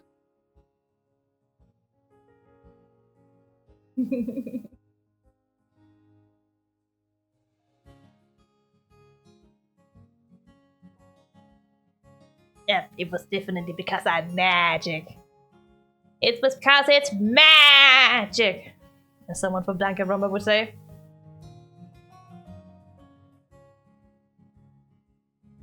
I've already showed you my trick. You didn't notice, but look at the ground. I'll sleep. Not yet. Not yet. How's the mic? I hit the mic. Oh no, you hit the mic. Okay. I was just like, what? No. You want to say it's magic?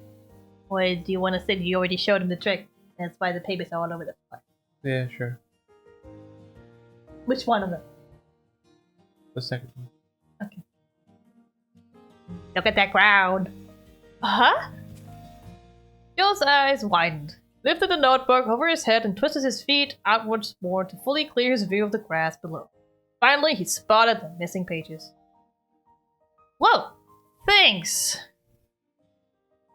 In the middle of talking, he dropped to his knees to scoop up the loose papers.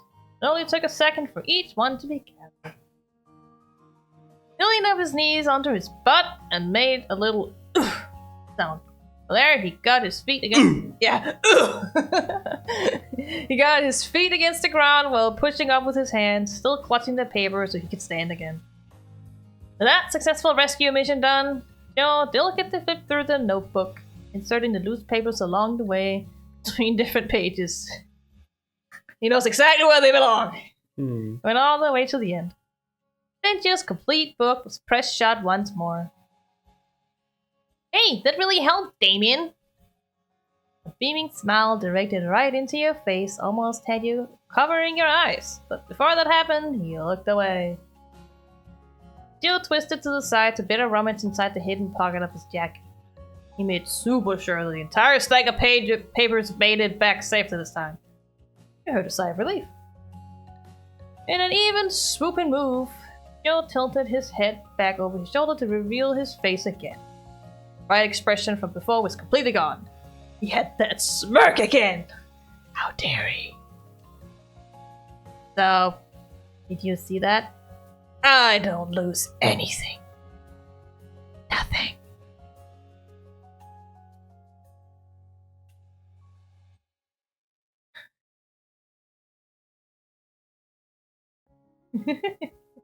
It was only because of me. Oh. Alright. Apparently you can go back and forth with that. That's page 2.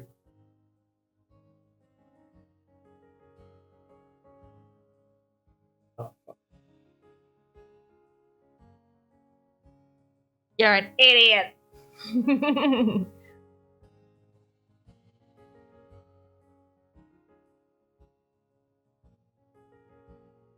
Thing that speaks to you? Idiot? Which one of them there too? I just said jokingly. You're an idiot. Maybe, but I mean what I say. Just fun with your reaction. Came out as a set of Snickers. His cheeky boot drifted away once those were done. Joe twisted to the side to better rummage inside the hidden pocket of his jacket. He made sure that the notebook made it back to its normal spot. He tilted his face back towards you, and he was quiet and thoughtful. Very mysterious. My paper vanished, and a brand new kit appeared in my backyard. All out of nowhere. I don't get it. I don't get it.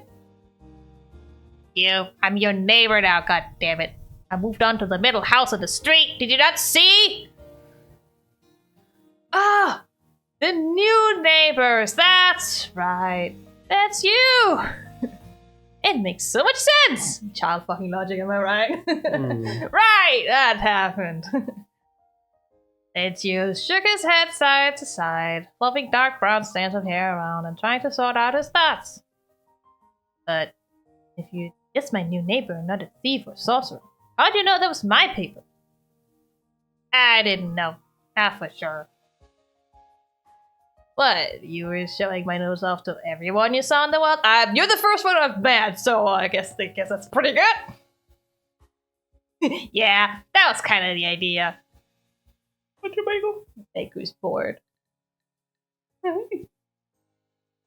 Uh-huh. You breathed in, let it out, and then tried to explain the weird situation that didn't even make sense to you. I got here. Hey, Cole, let's go to the chair. No claws in the chair. I got here today with my mom. She's waiting for the real estate agent, so I had to go spend time doing something. And then this goddamn paper plane came at me! I went down to the road and the paper airplane hit me in the shoulder and nobody was there! You nodded along, probably not getting everything you were talking about, but curious enough to just keep listening. You watch up. What's up to you? Michael. Yeah, hi. I picked it up and opened the plane and saw the stuff written on it. But the person throwing the plane was trying to give me a message. I've been looking for whoever did it since. The damn bastards! And I met you had to check if you were the one who did it. You know the steps that led you to this point, as best as you could, and Joe joined in with the conclusion. It wasn't me who made any airplane, but the paint and things on it are mine. Put his hands on his hips as he thought hard about the info he'd learned from you. That means someone else somehow got a piece of paper from my notebook. Used that to make the plane they chucked at you for some crazy reason. I guess so, but if you're the one who wrote that, how did you know my name? That was on the note.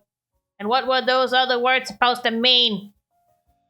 Hello, go out, hide out, Damien Desmond? Doesn't make any damn sense. Oh! Hugh cracked a smile and flicked out his arms to start his own explanation. That's just stuff I was gonna do. Counting 1 to 3 on his fingers, Jill listed off each part of the letter simply. Hello, say hi to people around. Go out, visit the town or another neighborhood or whatever. Hideout means go to my hideout. Hideout, blah. Jill stopped the countdown to pat the sturdy wooden wall behind him with pride. Right here. Okay. Your hideout is in your own backyard? What the fuck? If that's a hideout, why would you tell me it's a hideout? No longer a secret. Which one do you want?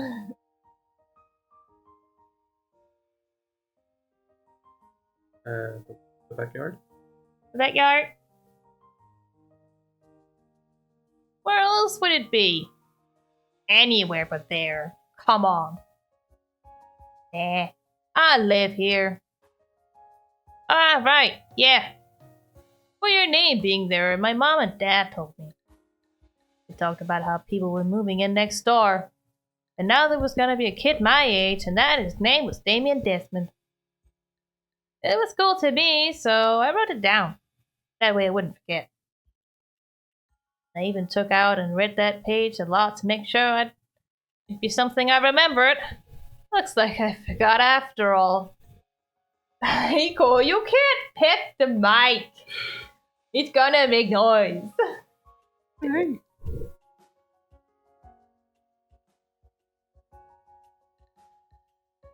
You just want to put your smell on it. Yeah. You should have scared brain. I can't believe you forgot who it was after your parents told you everything. Mm. You forgot because you lost the paper. Comfy. Alright. So, want to choose? Parents. This one? Mm. Sorry. I'll remember this time. Definitely. Yes. But I'm gonna stick with you now. Whoever took my paper's still out there. You were their target. Maybe you're not a sorcerer thief, but what if the paper airplane person is? Oh no! They'll figure it all out and you won't have to worry about a thing.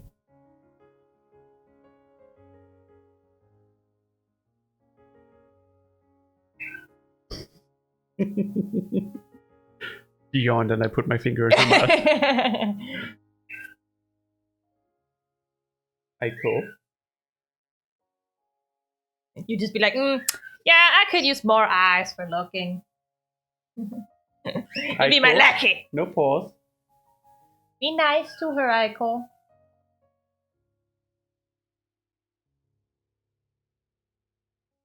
Aiko's not sure what she's gonna do when she's out there. Mm. She's like, what do I do? Pearl's not happy about the situation either. No. Oh, Aiko's stuck. Well, that's what you get, Aiko. Now she's gone.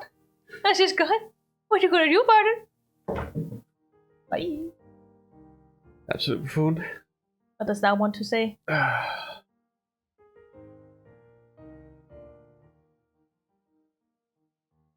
You wanna be a little shit, you can be like, yeah, I could use my eyes for looking, I guess.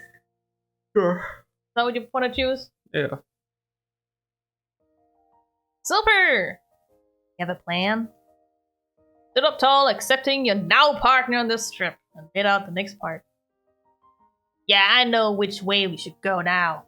We have to go back to the spot in the forest with 2 dirt paths, and then we take the other one! I know that place. It's right nearby. Let's do this. And so you started to walk along the autumn tree line now, the new partner in the adventure. Still came alongside you with bold, certain steps. You were going to find that paper airplane person. Damn them. Soon you reached the head of the path. You went across the roads one more. But you brought back knowledge, and this new boy with you.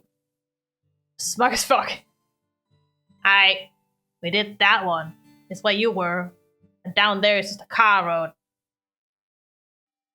So by you, gesturing around animatedly with both hands. You didn't know if that helped him understand better, but you couldn't keep still. But there's that way over the other side. I haven't gone that way. You bent your knees, stretched out both arms, and pointed across the forked passage to where the second dirt imprint was. You couldn't possibly miss it with your direction. With a tilt of his head, you grinned in agreement.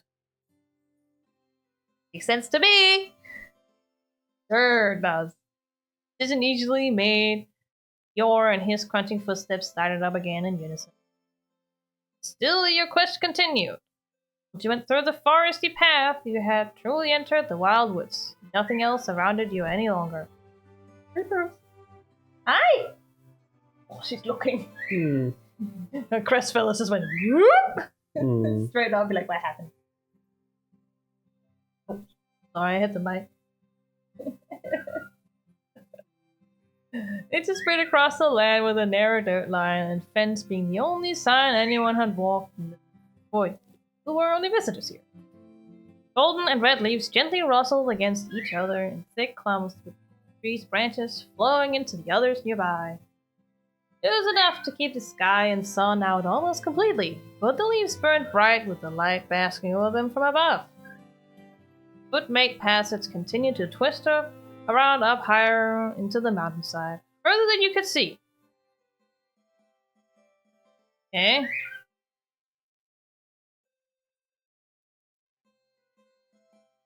You'd be like, this is my kind of place, yeah! Or is it too icky and dirty for you?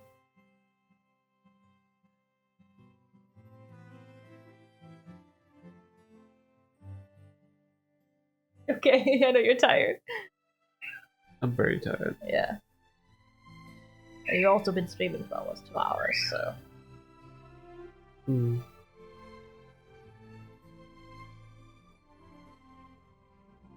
Sneeze. So you think that this was a creepy place? Awesome! Is there anything that speaks to you?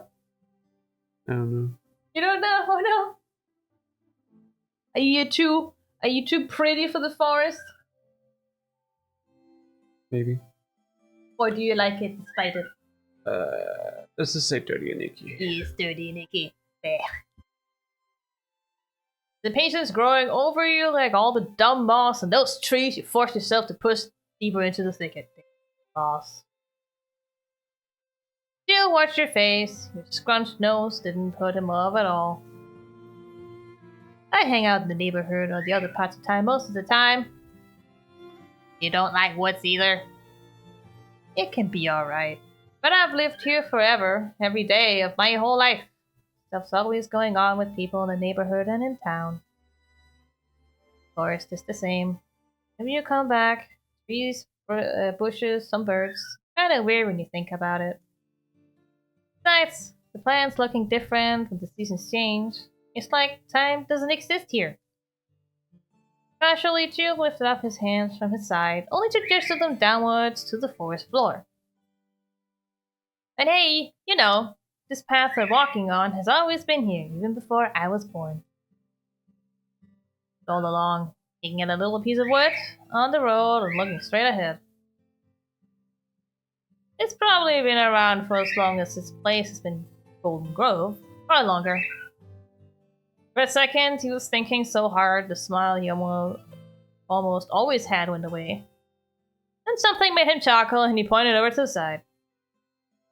That fence is kinda new. I remember when they were just... remember there just being the dirt when I was little. That's the only thing that's ever gotten different out here. Huh. I don't know. I wouldn't know. I just moved here! You'd be thrilled?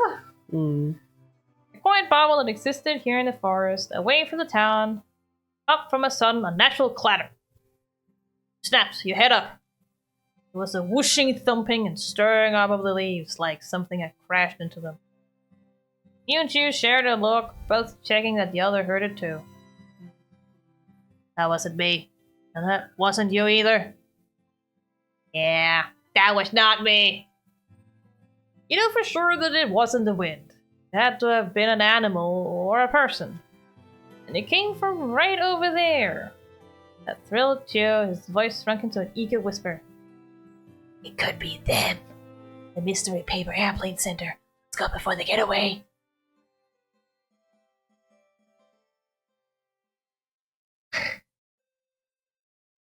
Throw a stick. You throw a stick? Yeah. You picked up a stick to throw that way, just to see if something happened.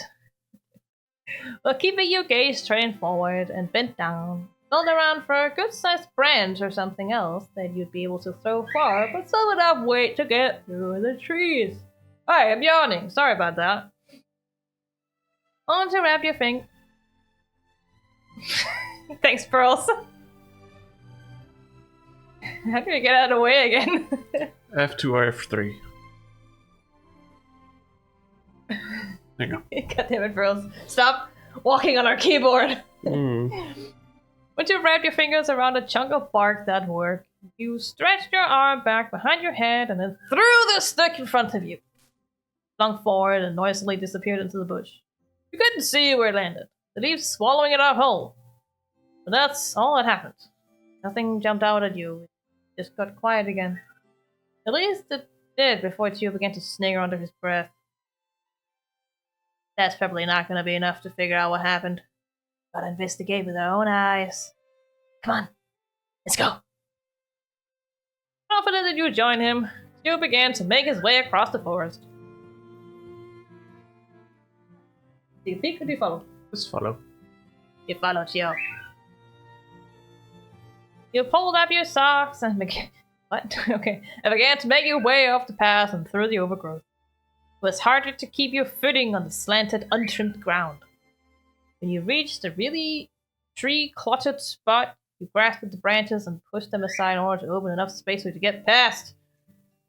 You moved them the same way you'd open up a set of curtains, but it was a lot harder to do. A lot more resistance. The tiniest branches couldn't take the bend and snap from the pressure. You could feel the splintery ends of the plants scratch a little at your face and clothes. Damn them! I'm not pretty anymore! It wasn't as smooth of an entrance as you'd hoped it would be. On the other side of that tree line was still the woods, but kind of an empty part. There was a lot of open ground with no trees or bushes growing, and a ton of leaves that were gathered into piles. Past that clearing, the trees were back and even more closely pressed together than they were by the path. It was mysterious. There was nowhere easy to go, and nothing seemed out of place to you until... Oh, there she is! No one's having fun. Hello! There's a shout and a new whirlwind of leaves rushing through the air. Underneath one of the piles was... Another kid! God damn it! He knew that was going to happen. What does that want to say about this child? Apparently they have sparkly hair. And apparently the eyes are red.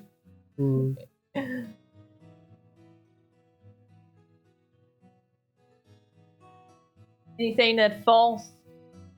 Sparkly hair? Sparkly hair? That's sparkly hair. You stared at them, and they look right back at you as everything they'd thrown into the air gently drift back down.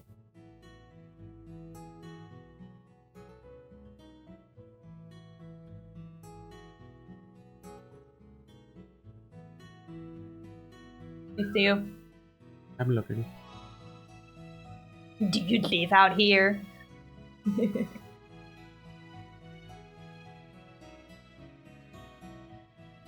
Were you waiting for us? Don't.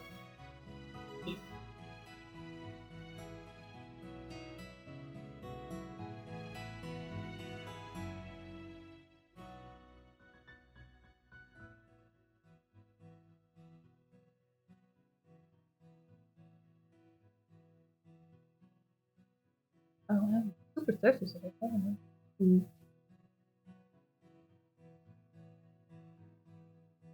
Way too thirsty for anything.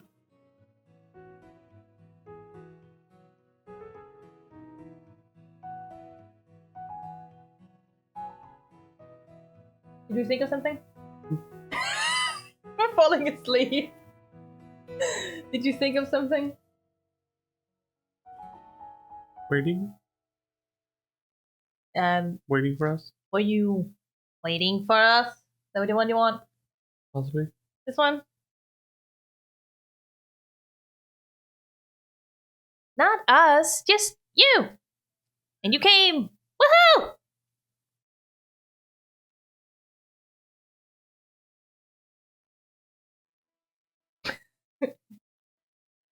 Wow.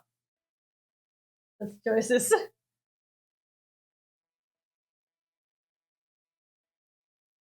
Oh, He'd just be like, oh, okay. That got the stranger giggling. Joe folded his arms across his chest. He blinked slowly and thoughtfully. He usually had plenty to say, but in that moment he was left as stumped as one of the actual stumps in the forest. A wordplay. Wait here! Jumping Jack Cat hopped again, but this time it was to get up off the ground. That's the opposite edge of the open space, leaving scattering behind them. They leave scattering behind them. I'm also tired. Jumping out of their clothes and being kicked up by their steps. You were already wondering what was gonna happen next. Watching them go, Chiyoko finally found some words. It's another person I've never seen before today. He twisted around so the top of him was the angle more towards you. He brought one of his hands to the side of his mouth and held the other closer to his chest, pointing suddenly in the direction that the stranger went. Damien, you know this leaf kid? I don't know anyone in this town, not even you! I literally just got here! yeah, possibly. Yeah. You can use the controller. Yeah, I know, but it's just a little bit more precise to do it this way. Sure. Yeah, I guess that's fair. Joe's arms fell back down like limb noodles, but he never took his eyes off the other person. Definitely curious. From behind one of the tall, crooked trees, the kid began throwing sticks and other plant pieces around. They were uncovering a hidden treasure. A big brown bag. They had to use both hands to lift the pouch and get it over their head. The thick strap pulled tight under the strain of the weight attached to it. The line of the mouth looked just as strange. Stranger huffed when they released the bag from their fingers, letting it rest completely across the shoulder. You heard stuff bumping around inside from your position, way over there. Really full pack. But it didn't slow that kid down. They ran back at full speed to meet you where you were. When they were in front of your face, gave a weave and asked the question.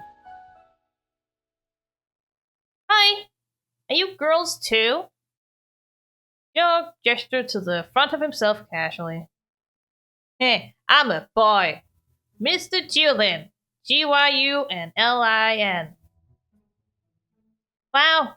Okay. Hi, Qiu. It turned their attention to you. Are you a girl? No. I'm not. I am a sir. Good job, girls. Salted. No, why would you think something like that? Is that what you want to say? Yeah. I don't know. You could have been one. I mean, that's true. But you're not. Okay. Boys and stuff like this is good. What's the right answer? I'm a boy. And you call me sir. She just got leaves in her hair now. Yeah. And then it was like all the clouds in the sky, and her head, you guessed, cleared away. Alright. And all of a sudden, the leafy girl seemed to remember to introduce herself because she hadn't said her name. The way most people do. Are you a little bit demanding right now, Pearl? Yeah. Scritches, but no hand. Yeah. No hands, only squitches. That's not how it works, Pearl, and you know it. I'm Tamarack. Tamarack is a weird name. Tamarack. That's a tree!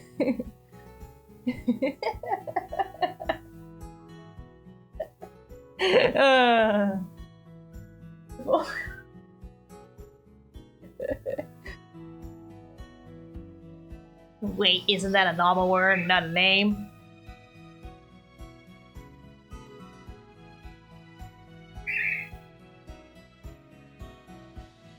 I'm supposed to just be here, but you still want me to choose. Yes. I mean, we're probably gonna end soon. I just don't know how long this will go on for. Quite a while, I would think. Hmm. Seems like a long demo. Yeah, I'm pretty sure it is. It's fairly long, as far as I know. Hmm. Also, just longer because I have to read the lines. So. Oh, I'm gonna say that's a tree! Hmm. Yeah, you're right! A tamarack is a kind of tree. I like it a lot. Shira grinned widely at her enthusiastic introduction. It fits you. What's your last name? Baumann. Very German. Look at these different cultures here, I guess. Oh, Miss Tamarack Baumann. So, their name is literally just the name of a tree and tree person.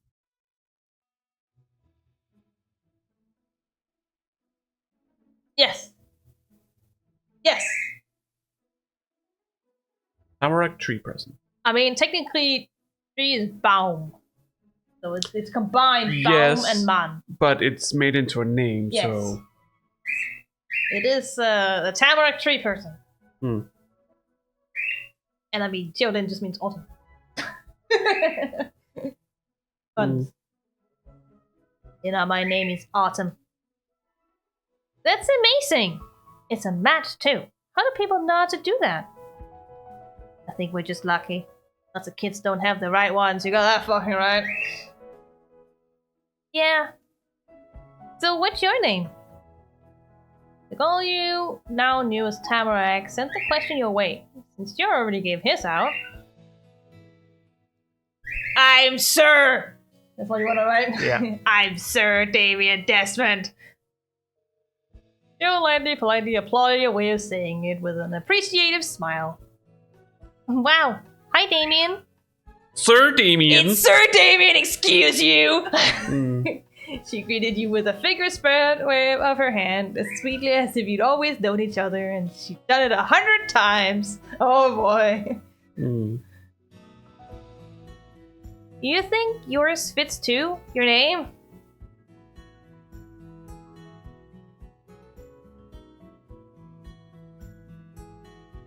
I guess. I don't know.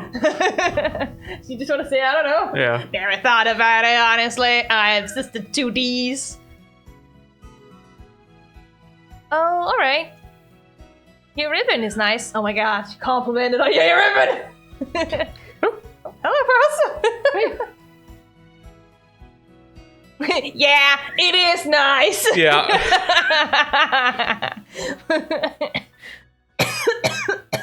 Don't die. Yeah, I know, it's nice. Yep. It's cool to meet you, Tamarack. Maybe. Fuck you. He pointed a suspicious finger her way as he made another point with words. There was only one house for sale anywhere near this neighborhood. Damien lives there now. Where did you come from? Unless you're Damien's mom! Oh god, no. Tamarack was completely tickled by the idea, giggling and covering her mouth with her hands. Didn't do a good job at stopping any of the laughter from getting out. No, I'm not a mom. I moved in with my Omi and Opa. Oh my god, she is German! Mm-hmm. Are those your parents' names? Technically, that's... Yeah, you're living with your grandparents? I have no idea what you're saying. Well, I do actually know what it means, but what does Damien know? Damien is a smart ass. So, you're living with your grandparents? Yeah. Yep. I've never heard of that. Is it another language? Your fucking entire name is Chinese for autumn. Yeah. But, I don't think they've ever heard German before. No. Uh-huh. It's German. And they're German. Cool. You two know a lot. I know everything! I'm 10 years old! It's a granny who lives there, and the guy that's her husband. That's your Omi and Opa? That's a granny who lives there. Yeah. Guy, that's her husband. I mean, isn't that how children speak sometimes? I suppose. Yeah. It is, isn't it? You have to remember, they're like 10 years old. Yeah. That's a granny, and she has a husband. So is he a grandpa? I don't know. Just to be like that, honestly. Rose, what are you doing? She wants a pen. Uh-huh. You wanna play with the pen? She's inky. Yeah, this one here. Yeah. Please play with the pen.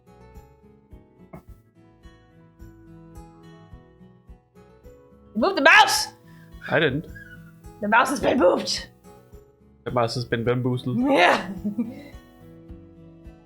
I think so. Probably. Omi has really long hair. Opa has short hair, and some of it is on his face. That's weird. That's a way to describe a beard! Yeah. Qiu bobbed his head up and down with great understanding. He's like, yep, that must be them. Granny and him have a kid now. Huh, wow. What do you mean, grandchildren? I swear to God. They have a kid? Yeah, they have an adult kid who has a kid. Kind of the point, Qiu. Most likely, yeah. Yeah. I don't think they've gotten a new kid. No. Nifty! Are your parents dead? Are your parents dead? Pearls? You can't walk on that. Is that what you want to say?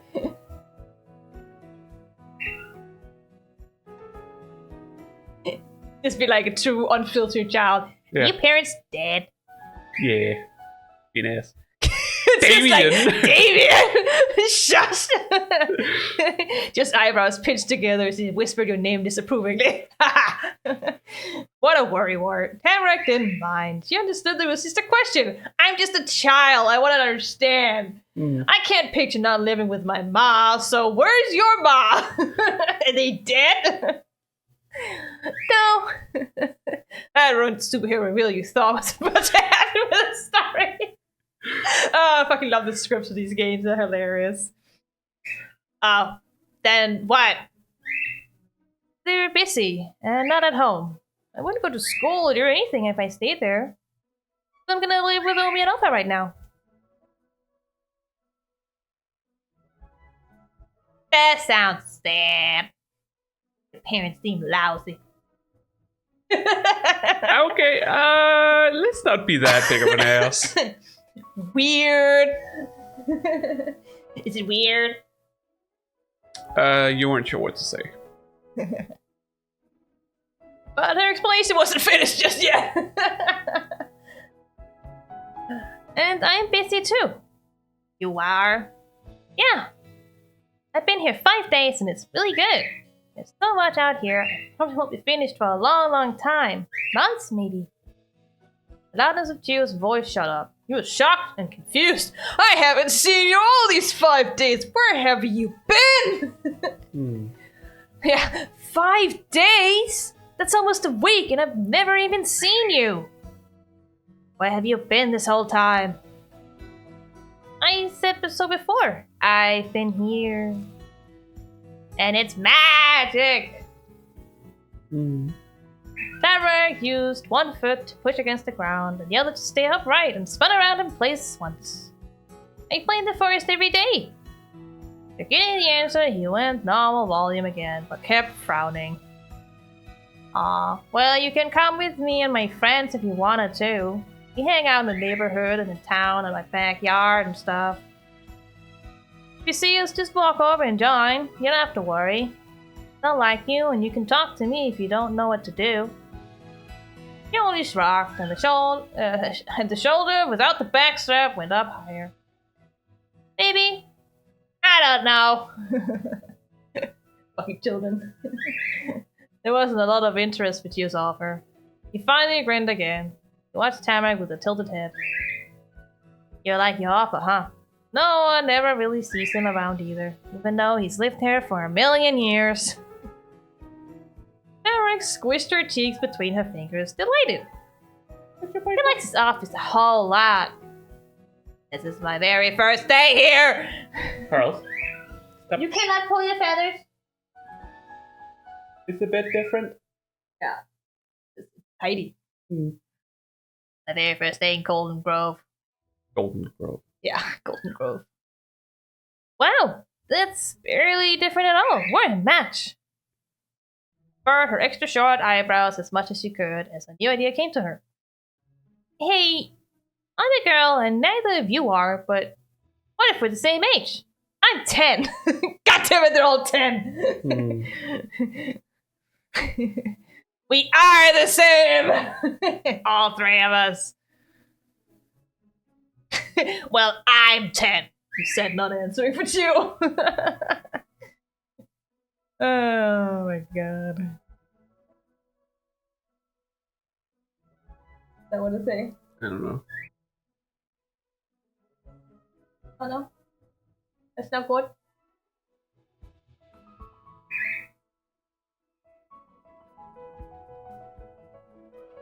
Will you press my belly? Hey. Pearls. Can I pull? Hey, stop. Stop. No. No, it's itchy. Ah! I did it wrong. I did it wrong. Yeah. She wanted it, but I did it wrong. We are the same, all three of us. Hooray! Same age forever. Yay! Happily, Tamarack held onto the worn strap of her big bag and bounced up and down in place. She's very bubbly. And Pearl says, found your nostril. You decided this was the perfect time to talk to her about everything that had happened. The paper might have been Chio's, but it was possible she was the one who sent it to you. Oh, Pearls. Pearls, stop. Stop. Did you throw a paper airplane at me? Do you maybe know anything about a paper airplane?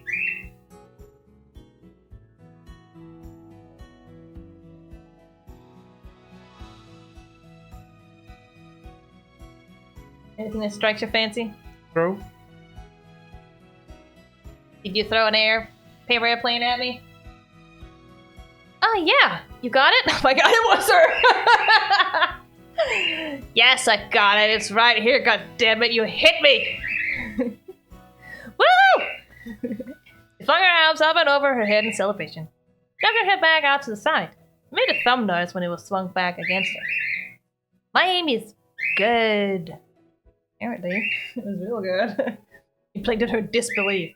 You truly done it. You found the mystery person who owned the paper in the first place. And the person who actually sent it to you as a paper airplane. You couldn't believe the trouble she sent off. You just stepped in my hair. Yeah.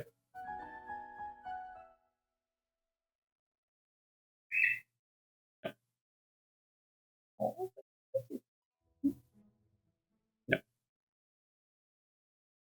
Does she smell like trouble? I suppose. Does she smell like trouble? Mm. But you weren't the only one who had a reaction to the results. Alright, nice, Damien. White Eyes and Joe's cheer had Tamarack excitedly looking between you and him, not knowing what the celebration was about, but wanting to join. Your throw was perfect! It was perfect. Mm. Why would you do that?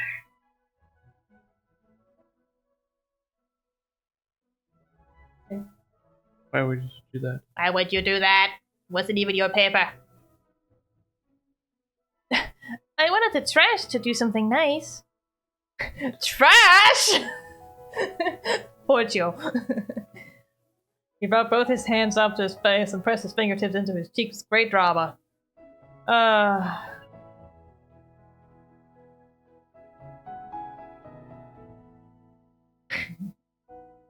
What was that about never losing things to you? Is that what we should say? Yeah, mock him. With wrinkled brows, Qiu shifted his hands more to the side so he could instead tug at the front strands of his hair, pulling them out fully straight. I don't know how it's possible.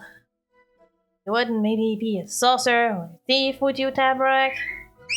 No. Too bad.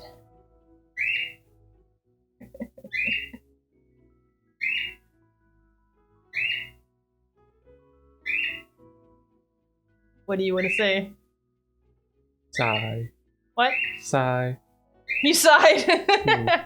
Oh my god, these are idiots. Tamarack had it in her to laugh over the situation, but you could only stand there and shake your head. Qiu finished his pout, straightening up and putting his hand softly on his hip. It was back to being in control. You know, there's nobody out there who's perfect. I accept my mistake, and I'm sorry to you, Forrest, for messing up the place. That's really nice of you to say. I saved the smiley face out of my icon. Thanks. I think it forgives you. Cool. Watching the two kids interacting, you started thinking about this more and more, going over the whole experience in your head. Returning thoughts were put on pause when Tamarack suddenly changed the subject. What are you two gonna do now? I've gotta go back. My mom's waiting for me. I've been away forever, and she may send the police out to search for me again. Yeah. And I'll walk Damien there. Gotta make sure he doesn't get lost out here. And the police actually comes and looks for him because he's actually lost this time. I should probably see how my old man all are too. They're pretty old and need help sometimes. She took a big hop closer to you and Jill, a smile growing across her face as she landed. We could go back together.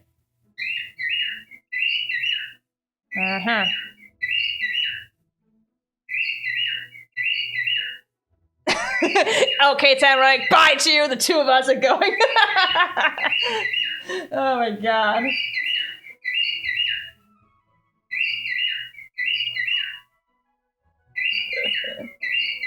Someone's happy. She's going to water dispenser.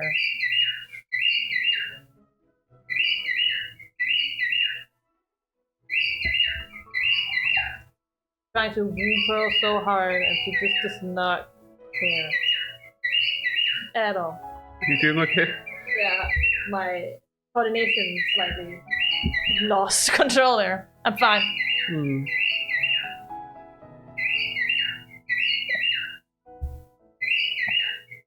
What do you want to say?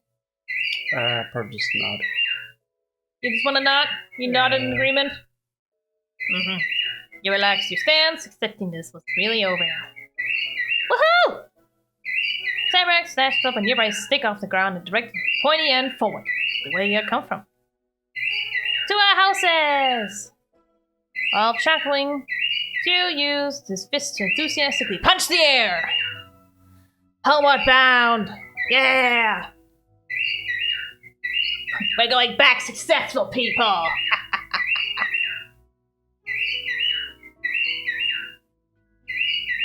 Or you were filled with confidence you couldn't have been more victorious. Yeah. That one? Yeah.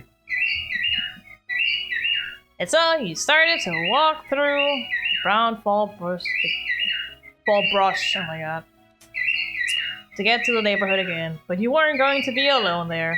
Tamarack bounded ahead, bouncing her arm up and down with a stick like she was the conductor of a marching band while Chiyoko came alongside you with even casual steps. You're returning to that house. The weird tanned house. The new neighborhood had become even more orange-toned by the time you finally returned to it. Because of the fucking sunset, goddammit! The far sun slowly sank away behind the tallest mountains and forests to sleep for the night. Your shadows grew larger, pulling you away from your bodies to reach out into the street ahead. The dark shapes morphed and combined with one another as you walk into your own mismatched rhythm. All while the eyeball chillingness of the outside world got more powerful bit by bit. Tamarack still stayed about 2 steps ahead. Sometimes she was closer, and sometimes she got away from you again. She used her stick to knock at the brushes and lamps along the sidewalk. Ah, fuck, I did that too, I remember. Joe was next to you, but had switched things up so that he was taking large skips backwards. You guessed it was to look at you in the face better. Like, just thought it was fun. Who the fuck knows with this guy? He pointed out the sharpest buildings on the street as he went. Part of it looked almost like a tower, a different kind than the one in the backyard. See? That's the house from the front. It's great. And that's your house, right?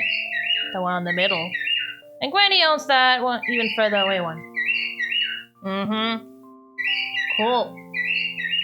Down to your steps continued to echo through the cul-de-sac until you came to a stop right in the center of the path. Let's see if that continues.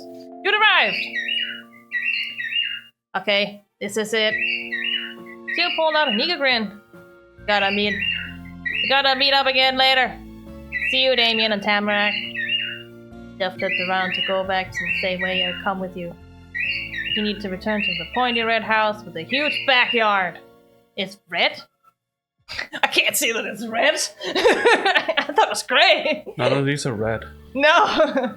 The roof is red. I suppose it could be red, but I don't fucking know. I suppose, well, it is the pointy one, so... Yeah, it is a pointy house, so it's gotta be that one. Oh well. You didn't drop any papers this time. Damn you, I wanted to be a magician again. Bye! Goodbye! Tamarack put both her hands up in front of her chest and waved them around. I'm going home too.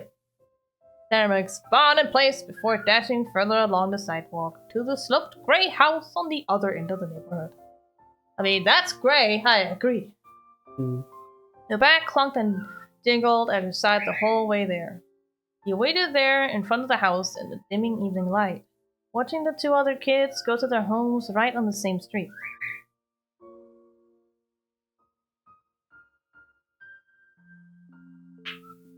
You just wave goodbye?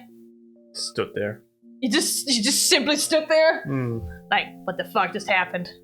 There was everything. The whole outing was done. Quiet resolution of your first day in this place, the two encounters you had earlier that afternoon, drifted through your head. Joe and Tamarack. Oh no, now you're at the stage where you'll get to set your dynamic with Tamarack and with Joe! As a specific way of constructing the personalized relationship you have with the two neighbors you grow up with. It's called dynamics. Ah, beloveds.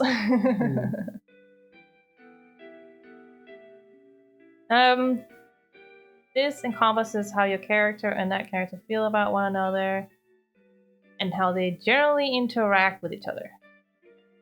It doesn't determine if your character is shy or confident or sociable or unsociable. That's done through the phrasing action to pick normal choices. This is only setting how you and the two leads tend to think, approach things on a top line level. These settings can be the same for both Tamarack and Qiu or be entirely different for one over the other. The first part of the dynamic system is what you set for your relationship standing. Your chosen relationship standing is always mutual with the other character.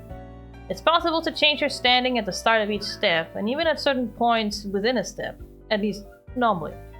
There are some settings that can't be changed once you pick them. The 5 main options for relationship standings are neighbor, friends, family, crushes, and beloveds. Neighbors means there's someone you know, and it's nothing more meaningful than that. Whether it's still amicable or completely cold, even hostile, is up to you. Friends means that you're friends. While on this standing, it's possible to go even deeper and have them be your very best friend, and that's not set on the dynamic screen, it's a normal choice. Family means that you truly love them and will always keep them in your life in a fully platonic way. Choose to love someone this deeply. You can't choose to love someone this deeply until later. That's once you've known them longer, because you barely even fucking met them. That's nice. Yes. Okay, I was... You were confused about what family meant, right? Yeah, I was like, do we have to get married for it to be family? No. Normally getting married is just a normal choice if you're in a relationship. So it's basically the relationship we two have with each other. Yeah, it is. We're just not married. Nope. But we're still like family. Yeah, well, basically. You also won't be able to change the setting to anything else once you've picked it, because I guess you don't fall out of love. It's completely certain and unwavering. You can bring both Tamarack and Qiu into your proverbial family. You can love them both platonically. Yes! Yes, please. Crushes means that you and them have crushes on each other. While understanding, you can keep your feelings a secret and act as though you're only friends and best friends, or it could be known that you're romantically interested. Later in the game, you can also officially go steady with Tamarack or Qiu. If you begin dating one of them, your standing on the dynamic screen will change to partners instead of crushes. It's possible to be crushing on Tamarack and Qiu at the same time, and for most of the game, you can also get into an actual romantic relationship with one. In step 4, a polyamorous relationship can be pursued if you want! Oh, cool. I was about to be like, what? No poly? In step 4, when you're an actual adult, you know what you're doing. Okay. That makes sense. Remember, it's 10, and then when you're like 13, and then when you're 18. Usually when you're 18, you don't really know if you want a poly relationship for most people yet. I would even say that when you're 22, you're still experimenting. Yeah. But at least then you're an adult enough to know the implications of polyamorous relationships, at the very least. Possibly, maybe, might not. It's very different. Yeah. From person to person. But I can understand why it's not an option before. Oh, yeah. It makes sense. You probably wouldn't really grasp the idea, probably. No. The way that will work is that Qiu and Tamarack would be in a committed platonic relationship with each other, and can be in a committed platonic or romantic relationship with the MC. We all become family. We are all platonic! Yeah. Qiu and Tamarack won't be romantically involved with each other, regardless of the choices the MC makes. If you do date one or both, you can't break up with them. The partner status can't go away, so you can't, be like, oh no, I wanted the other one! It's about making your choices.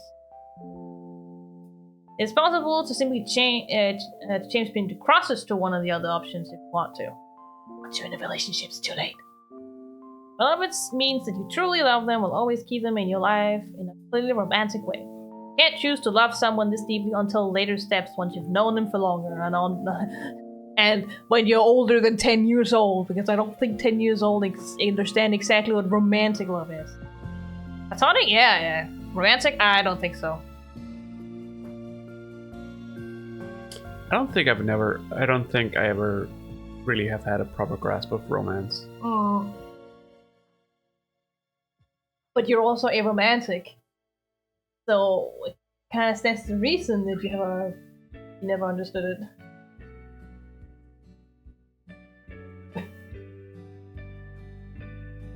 You're fighting me. Hey! Why are you putting your claws into it? Would you stop that? I'm fighting it.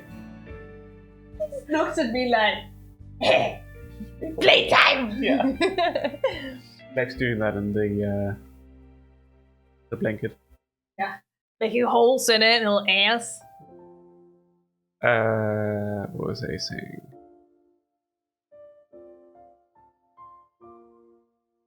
I think I was just... I don't know. You don't know?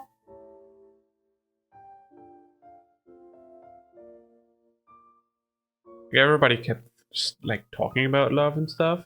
Yeah. So I guess I just acted out from what people said. Yeah. I know. I know how it feels just from the sexual point of view. I know how that feels. Not that I didn't have connections with the partners I've had.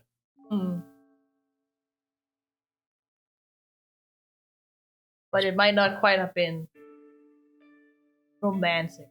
No. Not in that sense.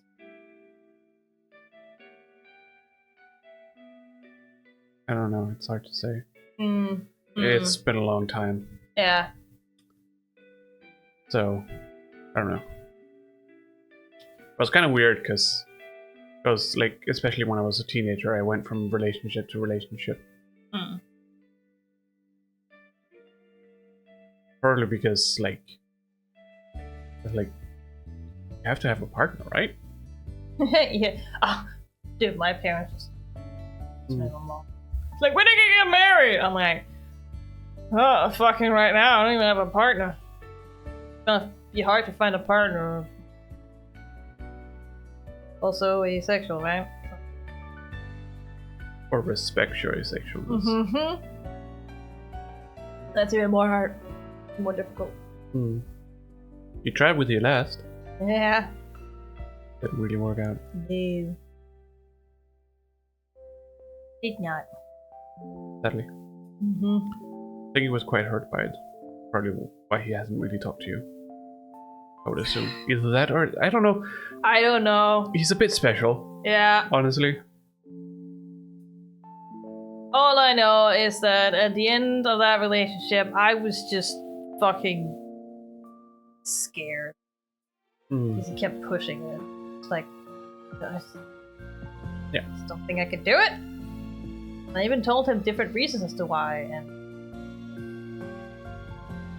he understood those reasons, but he still wanted to try. I'm like, couldn't really grasp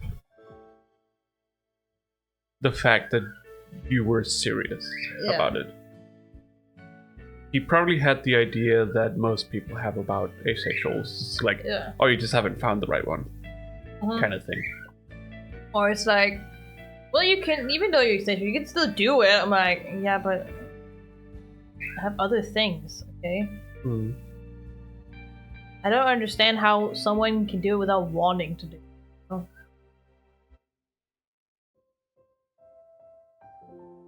That's what causes trauma. Mm-hmm.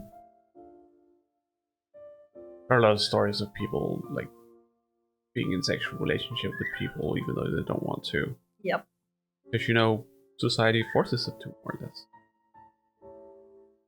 Exactly. And they usually develop trauma from it. Some kind of trauma. Well, before the whole thing, they might have been like only like sex adverse or possibly even just indifferent to it, but afterwards becoming repulsed by it. Maybe even completely repulsed from being touched. That's repulsed, yeah. Yeah. I know some. For some asexual people, they are asexual because of trauma. Yes, there are some that are. But it is far from everyone. It is far from the majority. Yeah. Looking back, I've definitely known from when I was a kid. I was probably already didn't know what it was. And I wasn't really abused when I was a child, so that's definitely not why. So. Nope. So yeah. My first time was kind of against my will. Because it was what was expected of me.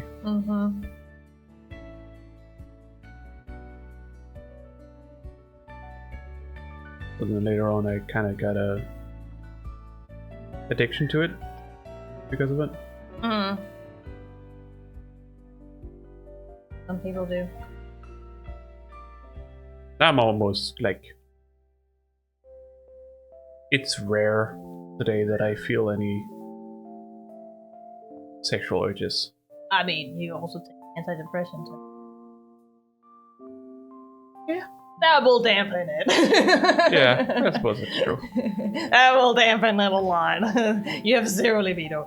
Like, not that I don't think about that kind of stuff, but it just... That's different. It doesn't affect me physically. No, that's what I'm saying. There's no libido, whether you think about it or not. So that's how that goes. Yes, we can't change beloveds away again. Yeah. That crushes the romantic feels can be known as secret, or you can be official partners. If you're at this setting, you'll also unlock the possibility of getting engaged! Changing a relationship standing to fiancés! No requirement to get married or even date. What you do or don't do with your feelings of love is up to you. Beads will respect your set boundary. Because they're good people. And because this game is made to be like that. Yeah. The prior game was also like that. I remember when I played the beginnings and always,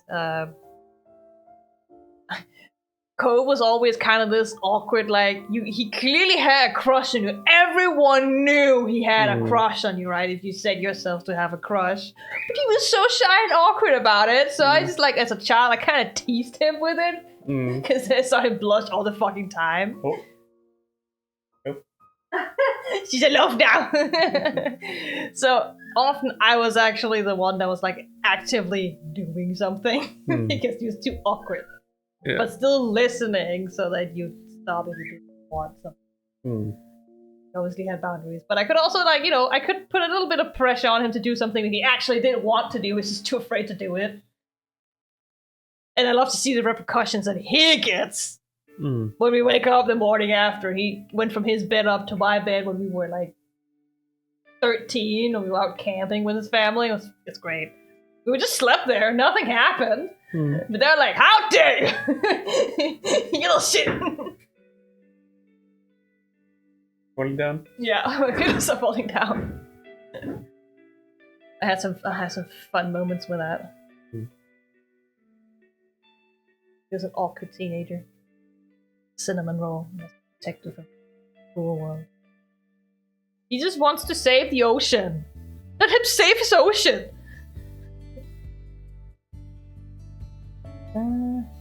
You're beloveds and make choices where you're hoping to get married, but haven't asked yourself.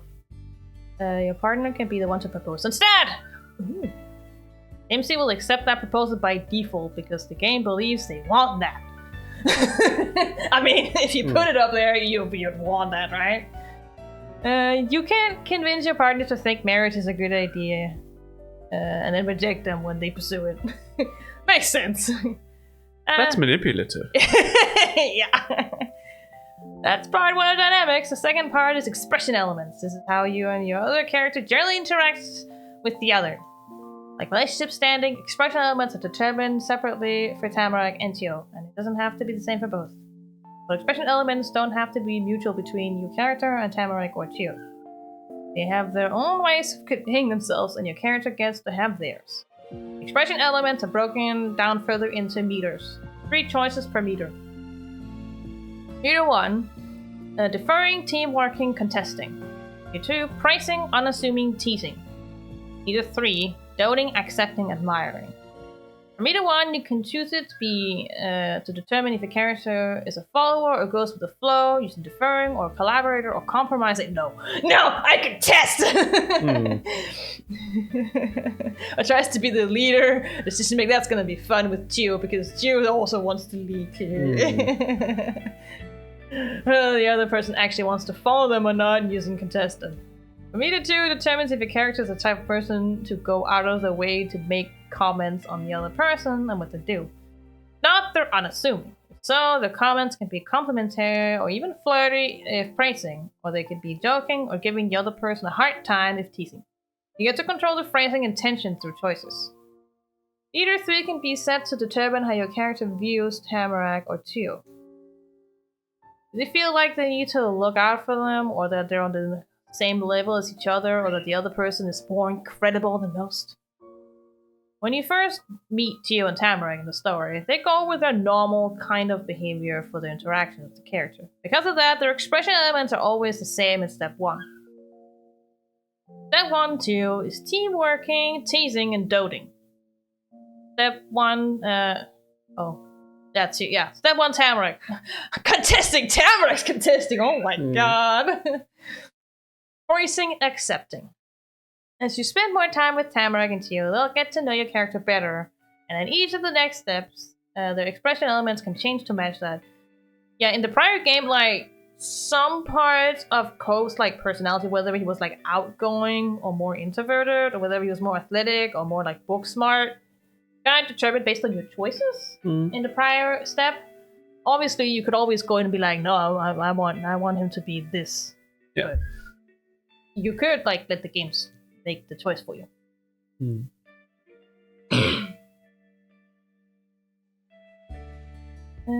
Yeah. For example, you're friends with Tamarack and expresses displeasure whenever she insists on getting her way. She'll notice that and maybe don't be as contesting. Instead of contesting, she would be teamworking with the character or even deferring, depending on the detail. The connection with your character will develop organically. So, in future steps, you'll also have the option of customizing the expression elements if you want to make sure your playthrough has a specific feel. Ooh. Yeah, just like you can do in other games. And starting in step 2, and if you're more than just neighbors, a fourth expression element meter unlocks. Meter 4. Envious of, not jealous, jealous over. Oh. Envious of means that one character is envious of the life, appearance, abilities, relationships, or something else of the other person, depending on the specifics involved. Jealous over means that they feel discomfort if they think the other person seems to like someone else more or isn't spending as much time with them as normal and such. The jealousy meter does nothing but let you add more negative feelings or relationship competition interactions as an extra element of drama to your life. By default, you're Tamarack and you will always be not jealous, which gives all of that, because you want more drama in your life. Yeah. You will have to choose to customize the expression elements and set them to being jealous in one way or the other for that kind of emotion to crop up. With relationships, standing, and expression elements, you'll be able to have a truly personal dynamic with Tamarack and Chiyoko. There are dozens of combos for the step you're in. Going from step to step, being a crushes in step 3 will be different if you used to be friends than if you were crushing from the start, and so on. You have plenty of options to try out. Then into the dynamic systems tutorial. Alright! What does thou want? Well, to be able to save, I think we have to go through this menu, so... You're able to say, well, the tutorial. Yeah, but I don't know what I did. No, they're gone now. Yeah. But anyways, My headset's running out of power. yeah, I can see that. Probably charged it overnight. Yeah. I mean, obviously we're just gonna be neighbors for now. You don't want to be friends or have crushes on them already? No. You know? You don't want to even be friends with them? No. That's sad. What? Why wouldn't you want to be friends with them already? Day one, not friends. I mean, the events that you're going to go on in step 1 just take place during autumn. They don't necessarily go from like, this is the next day, or you have known each other for like a even. Yeah, but in the prologue, it was day 1. Yeah, but this is from now on. This is for the rest of the step.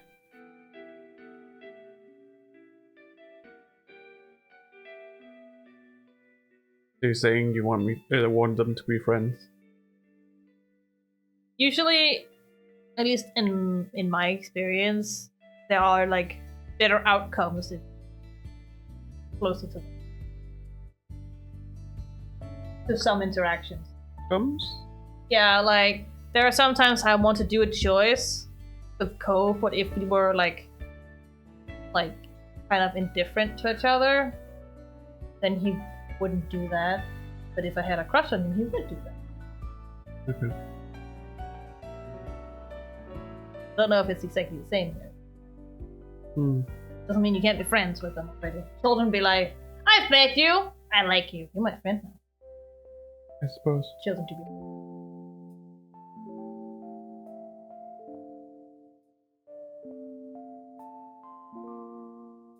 So there's that too.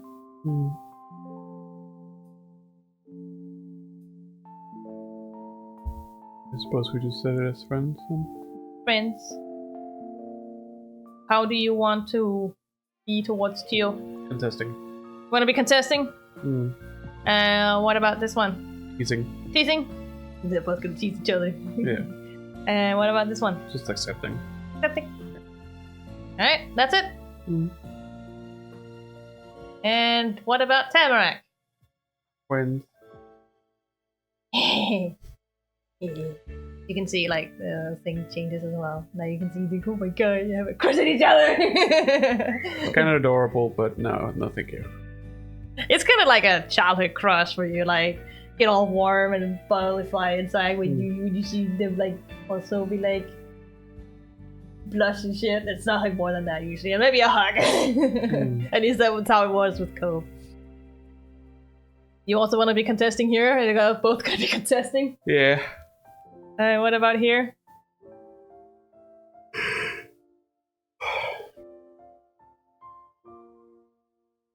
I suppose we're always teasing. You're also gonna be teasing towards her? Yeah. And what about here?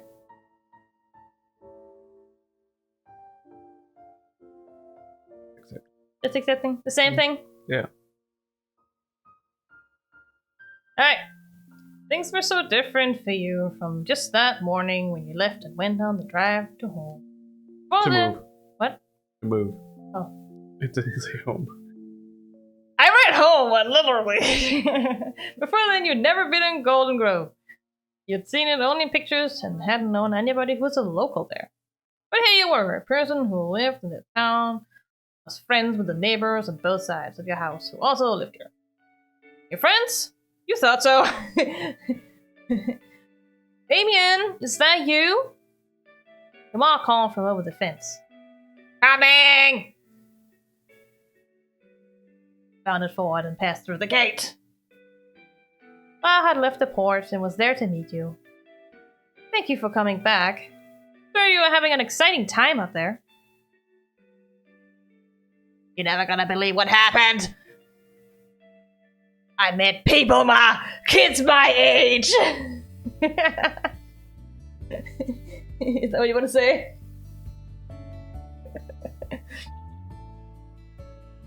Yeah, sure. Which one? Those were actually 2 in 1. That was the last one. Yeah, I met people! I'm so glad. I look forward to hearing all about it. From strength to strength, we've got the key to the house. Agent finally arrived about 20 minutes ago. He's gone now, but I haven't peeked yet. Both of us should be here for this. It's your house too. Yeah, this is our house now! Absolutely. Come on. Bart turned to go and slipped the key out from his sweater pocket. He gestured with the other hand for you to follow. Jamal led the way as he went back up the stairs. The key fit perfectly into the hole in the door, and Ma smiled at the sound of an unlocking click.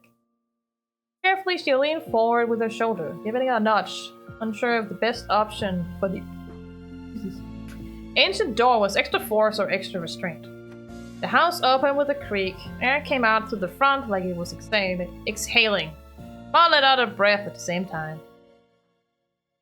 Over here, Damien. There's space for you to get a little closer. You can see inside here. You scoot towards your boss side on the door frame. It was then that you noticed there was a mat at the front. It had a light color and a kind of hard but fluffy texture.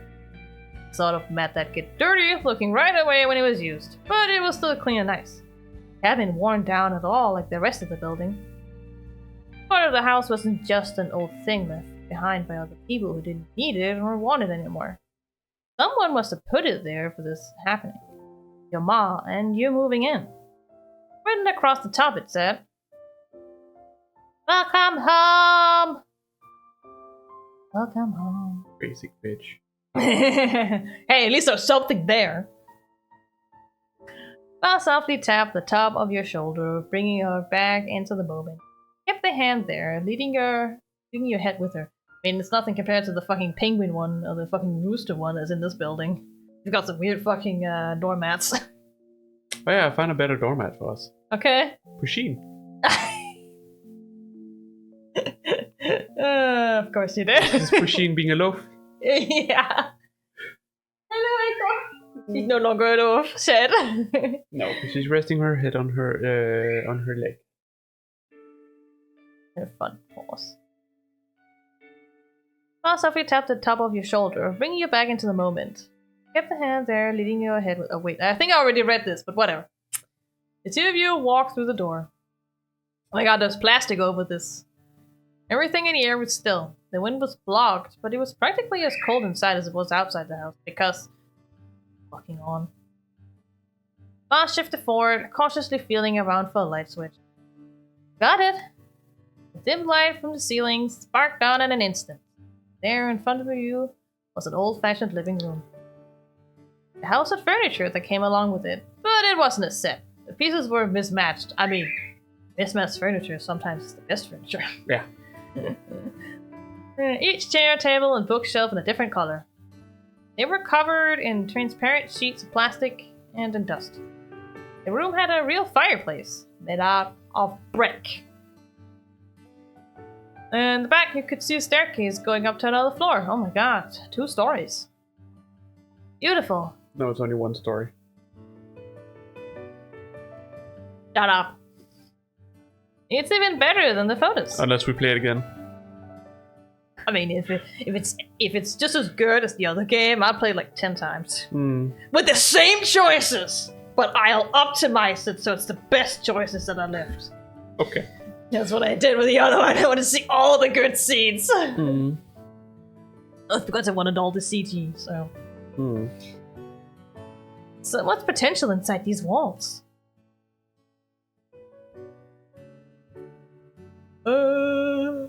It could work once you had your stuff out. This place was so haunted. Awesome!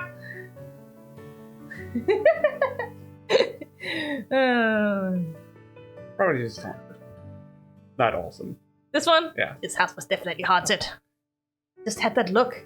Where else would ghosts live but right here? Or right there. Emma touched the tips of her fingers to the muted blue paint next to her. We'll have to clean as much as we can to make it livable before bed. It'll be a long night. We can unpack more of our things tomorrow. Though I'll be doing much of that on my own. You're going to be busy. You have school! Ma increased the pitch of her voice, squinting her eyes sweetly. After all, it's the first day of 5th grade. Oh god, you moved and you're starting tomorrow? Oh god. Oh god, no.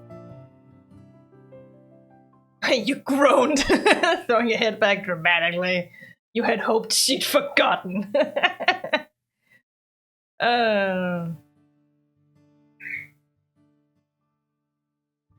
Probably groaned. What? Groan. You groaned, throwing your head back. Oh, Ma! Let a breath gently while watching you. You got here just in time, clearly. Her eyes drifted, closed, and there was a crease in her brows. She seemed further away without having gone anywhere. Even if I am here early for the job, I was not going to make you be a full week late to class.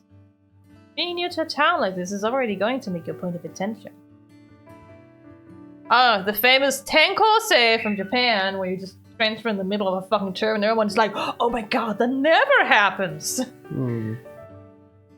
Go sit by the window, main character.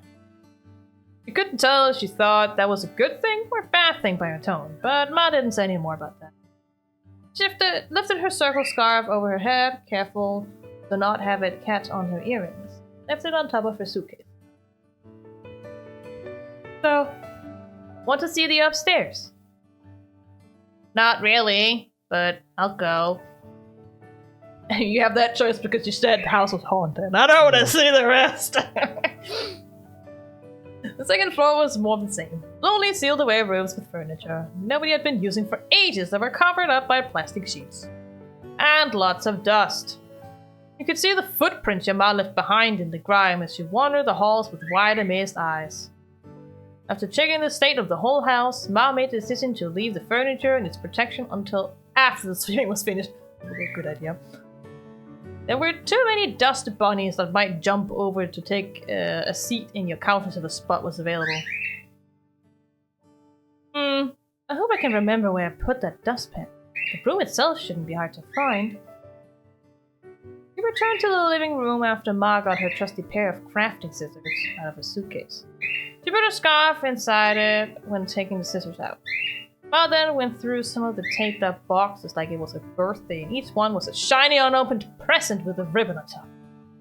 I don't understand her. But her gift was just stuff she'd already owned! One by one, she took out the supplies that had been brought for this very moment, sitting around her legs, on the floor, wherever there was space. Then she divided them out into separate piles. A pair of yellow gloves, a fluffy fresh duster, a bottle of cleaning spray, and a full roll of paper towels. Ma had set up her own. The other was for you. Going to need them. There was only one broom and dustpan that she did specifically find. You're going to take turns using that. Oh no. First move in the make the house a place people can actually live in plan was yanking open the streaky windows to get some air flowing in. Now, before even that, you had to get the locks in the window themselves to come loose. Alright, bro. You dug your fingers in between the base of the window frame and the latch pressed against it, forcing it to move against its will. When the lock clicked into place on the opposite side, you shoved the window up with both hands. The walls were already patched with filth. The icy crisp breeze that flowed in from the outside was a lot more welcome at this point. You got a good look at the neighborhood, catching your breath. Streetlights had come in. On. Why is it in? They came into the house! Yeah! Oh god, they're moving! That just reminds me of a scene in the other game. There was one of the DLC scenes where you hear something and you're like, I can't sleep, I need to figure out what it is, and you sneak out of the house because your parents clearly don't want you outside when you're like 10. Actually, not even, you're 9 because you're not 10 yet. And then Cove also snuck out and you just started looking around the neighborhood for it and you never found it. And then you almost managed to successfully sneak in again, only for you to fall with your dumb fucking feet and then your two mothers see you. Get very mad.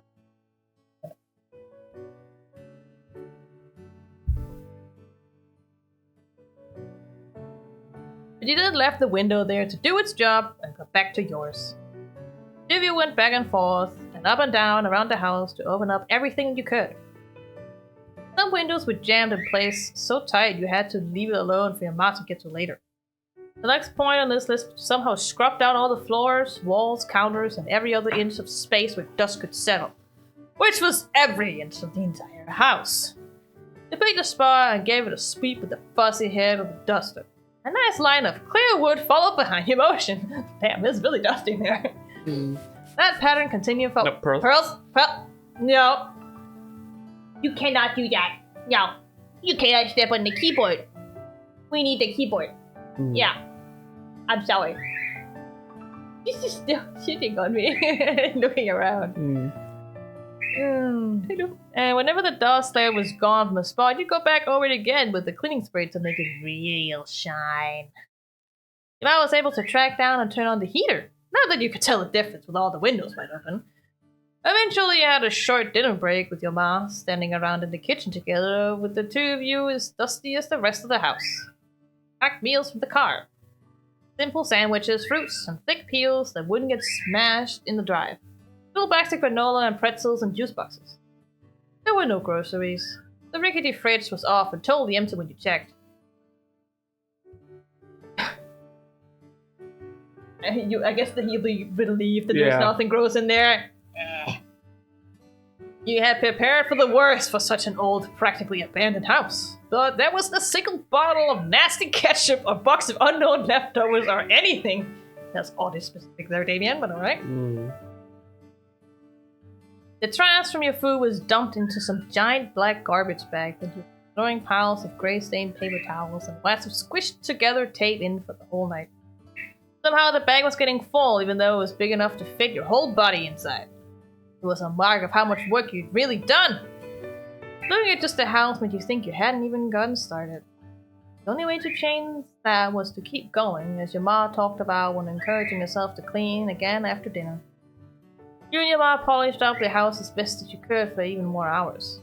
But when your usual bedtime arrived, ma put the duster and the scissors down. She wasn't gonna have you stay up late, no matter how excited she was to unpack. She guided you to the first floor bathroom. The ones on the second floor were too dirty to use, blocking her overnight bag off the counter along the way. Your ma explained how she'd do around throughout the whole house to close the windows to keep busy until the bathroom was free and left you get ready to sleep. Inside the bag was little baby-sized versions of normal toothpaste and mouthwash containers and simple toothbrushes. All you had for pajamas that night was a green long-sleeve shirt with matching pants.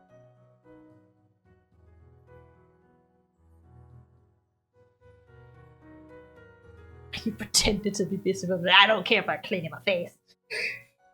But he would, wouldn't he? Yeah.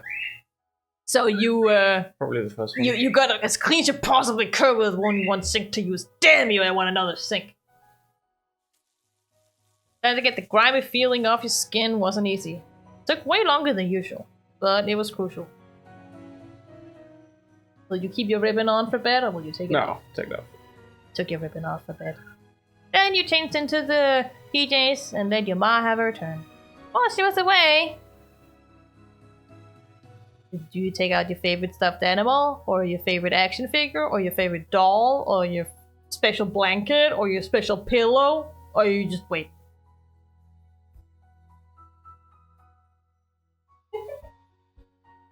Yeah. He likes it. Yeah. He likes the texture. Either stuffed animal or blanket. Yeah. What do you want? I think blanket is funny. Special blanket? I have a special blanket. For our kind of Damien. Yeah. That's funny. It wasn't something you could sleep without.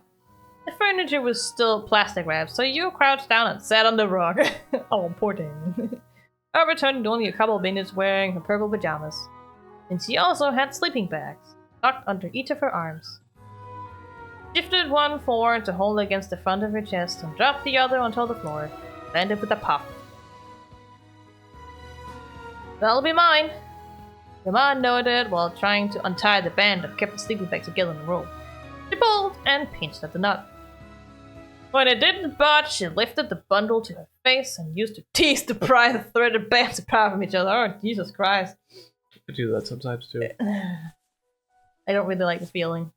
No, it's uncomfortable, but gotta do what you gotta do. She got it loose and victoriously flapped the bag all the way open.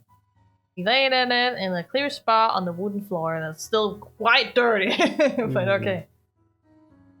There you are, Damien, already. Okay, time for sleeps. Use your feet and rocked back and forth to move yourself across the antique rock, scooting towards the sleeping bag without getting off the ground. Ma chatted casually while spreading out her own bag nearby. We'll need to get some wood so we can actually use the fireplace on nights like these. Your man know how to use a fireplace? You'd never seen one in person until now, so I didn't even know they existed! And so far, you'd still never seen one that had fire in it. Luckily, the house was warm and cozy even without that, since the windows stopped letting the chill in. The heater worked. That was sort of a surprise to you. Oh my god, this old house is warm? Ma soon settled down in the center of the temporary bed. She sat cross-legged with her back solidly straight. Her hands came to rest on the tops of her knees, and she made direct eye contact with you. Thank you for the help with the house today. We'll be home before we know it at this rate. I work really hard! Tired. I'm so tired! So you want to say? Yeah. I'm so tired! I can understand that. She slouched her shoulders, easing away some of the stiffness.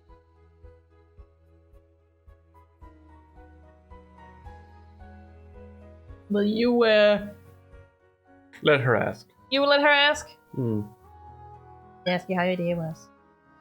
Who exactly Gross. did you meet? Yep. You cannot pull your feathers, stop that!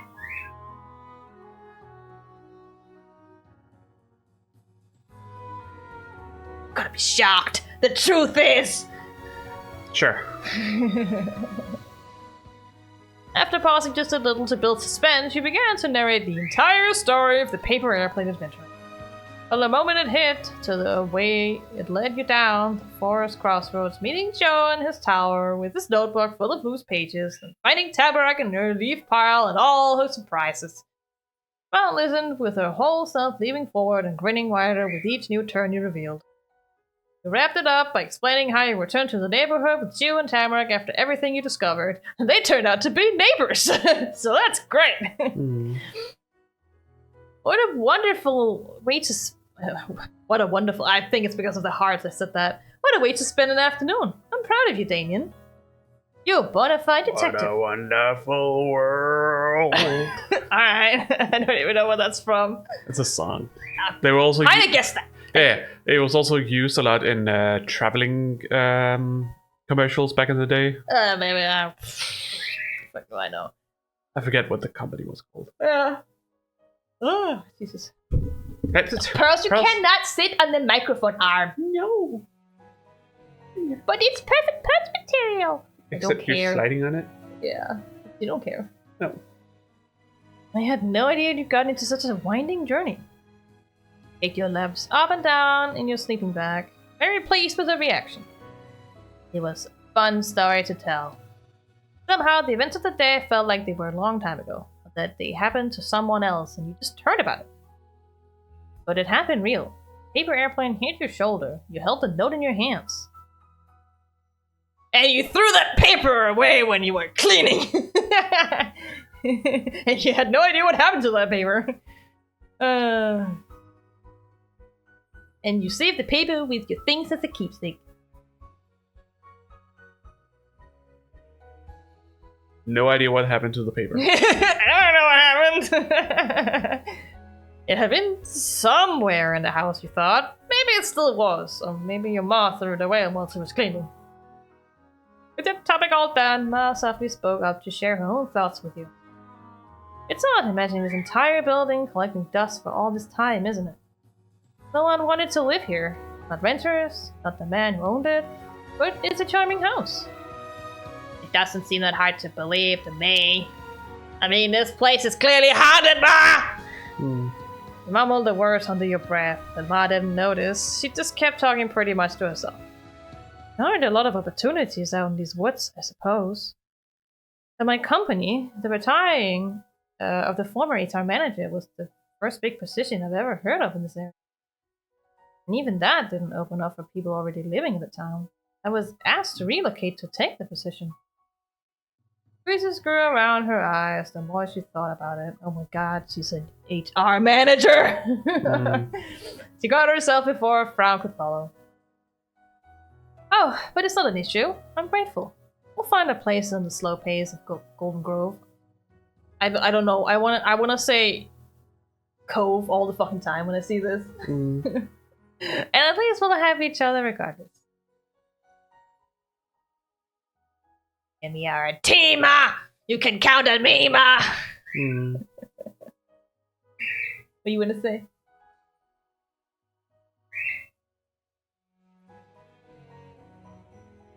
You can count on me. You can count on me, Ma. Thank you, Damien. Then your Ma stretched her legs and fully across her sleeping bag, wiggling her toes inside the black socks she had on. Seeing Ma right there on the floor with you was cool. You didn't hang out together during bedtime like this most nights. Special. As you thought about that, your eyelids were trying to tape themselves up with... My phone. It's bedtime. Yeah, tape themselves up with the sticky, gritty stuff your eyes made when it was extra late. Alright, dear. You should get inside the sleeping bag now, before you blink out on top of it. That sounded like a pretty good idea. You put your special blanket into both your arms, ship it into the open end of the bag. It was made out of fabric that was so smooth it wasn't difficult to do. That's how they work. You moved further down until the edge was to your chin. You were wrapped up like a loaf of bread in the grocery bag. No, you got that wrong, Damien. You are a worm! You're a sleeping bag worm! Yeah. Ma got her feet, taking a short jog over to the far wall of the room. She lifted a finger to the light switch, but kept her gaze down on you. The expression on her face was gentle. Good night, Damien. What do you want to do? Good night, Ma. Want to say good night, Ma? Night, Ma. The room went pitch black with a click. While your eyes were trying to adjust, you heard the shuffling sounds of Ma. She joined you on the floor again. Those noises soon stopped. Ma didn't talk anymore. There weren't sounds of cars passing outside.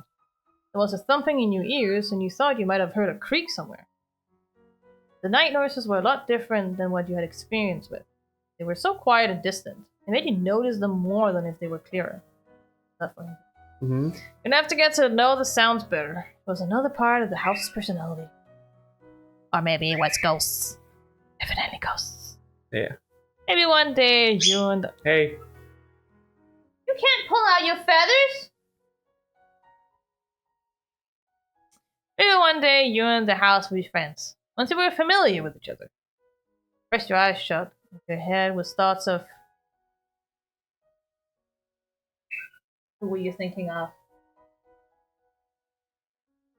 Maybe just the first day of school? First day of school? Yeah. Johnson turned for hours, trapped in the squishy cocoon. Dreams felt far off, but you couldn't reach the normal awake world either. Long night. Then your second day in Golden Grove arrived. Hello again! I mentioned earlier, but occasionally you will get the opportunity to change what you're wearing during the game.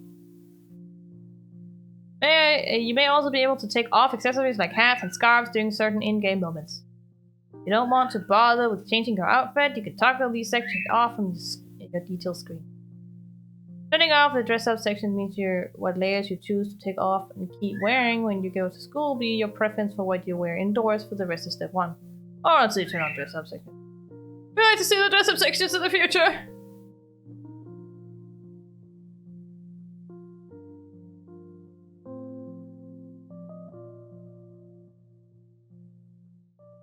Work. Too much work? You don't want to see them anymore? No. Got it. You won't see these sections in the future. Bye. Okay. But we might want to stop here. Yeah. Because it's late. Quite late. Charles? Okay. You cannot sit on the keyboard and press weird buttons because you're heavy enough for that. Yeah. You went down. I know. No, not on the shoulder. Going down. There we go. So, save right here. Hi! We'll see if we come back to this at some point.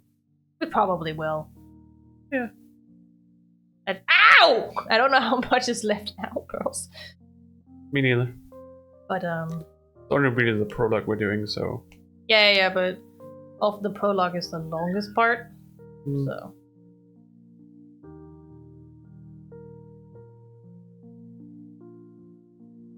Can you decide where you want to go? I also don't know if this is the second day. It's just like a few lines and then on to the events. I don't really know No. how this is gonna I mean, it's built the up. first day of school, so it's probably Yeah. going to happen quite a bit.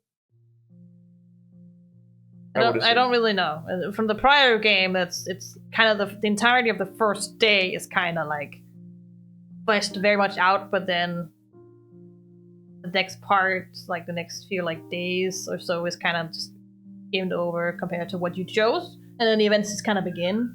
So I don't know. But yeah, first day of school. Yeah. So.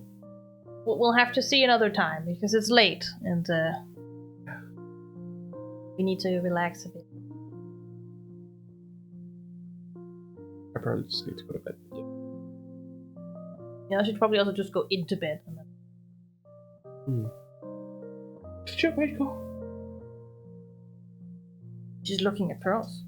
Who found empty pill. Safe. Going ham on that. But otherwise, how'd you like the game? It's fun. Yeah. Yeah. You like the characters? Yeah. Yeah. You have a favorite? I like Tamarack. I fucking knew that, cause I fucking like I love Qiu, so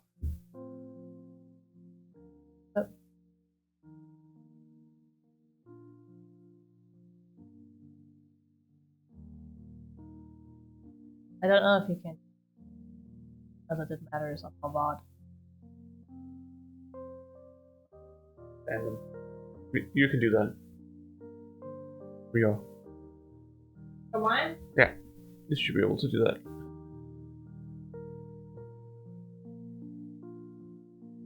Like this one? Yeah. Let's just ban them.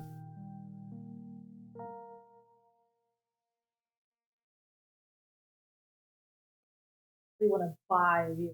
Not how it works. No, it's just bots. Yeah. That's all it is. Yeah. But yeah, it's like you're gonna like Tamarack the most, and I'm gonna like Qiu the most. Fucking know it already. Mm. Fucking know it. She's nice and bubbly.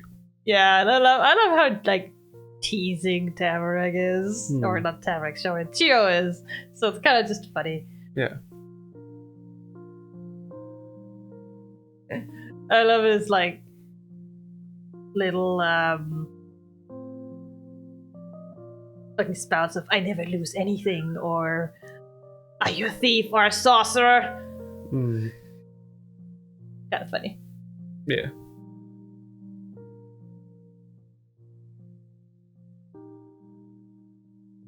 Aiko? Leave her alone. She's allowed to be down there. Yeah. Yeah. Oh, hello. Hi. But yeah, as I said, it's kind of like a perfect game for the kind of community we want to foster because it's very inclusive. Yeah. It's also pretty much anything you want. What I heard you talk about the game, like what the later points was in the first game. Yeah. And such. It's just, it sounds like a feel-good game. It is. I mean, obviously, like, at least like for the prior game, when you get to step 2, you kind of see some of the problems between Cove and his parents. But it's not like it's heavy. It's like maybe one event that really goes into it and gets solved.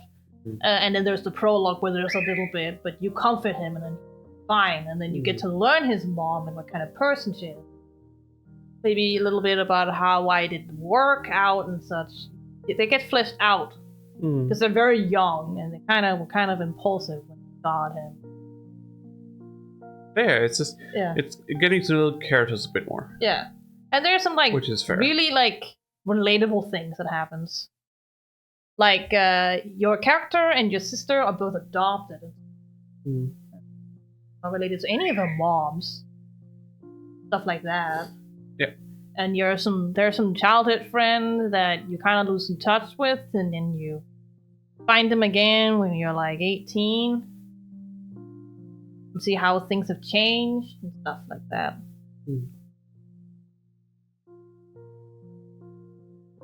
So it's great. Yeah. You also see how your sister changes from being a braggy child to a full-on American teenager to a very doting big sister. So.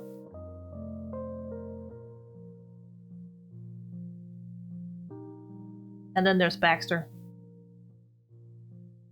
I'll never forget Baxter. He is a character. I fucking love him. He has a voice bite where he just says hallelujah. Sometimes it's fucking funny. Not religious, he just says that as an outburst. Charles? No! What did I just say? What did I just say?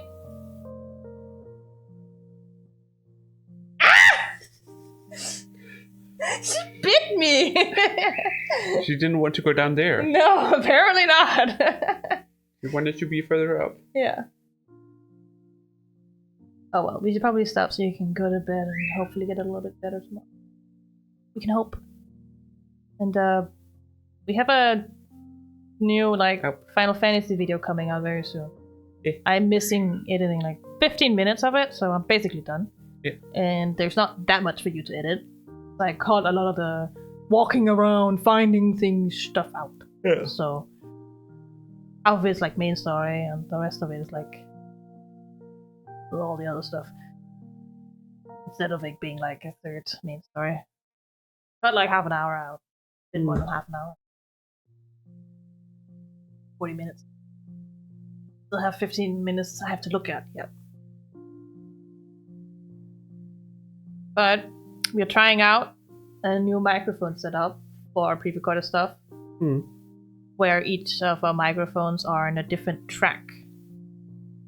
To kind of limit, when somebody coughs or sneezes or whatever. I came up with an idea of how to separate the mics, considering. I came up with the starting idea, and then you made it work. Let's say like that. I'm the one who wanted to separate them. Yeah, you wanted to separate them, but and then you made it work. I figured out how to do it. That's what I mean. You made it work. I came up with the idea. I suppose. But yes, so we're trying that out. and that way I can also make the our voices sound a little bit less echoey because I can delete sound from the opposite mic when someone isn't speaking into it, so that there's only the sound from the mic right in front of our mouths instead.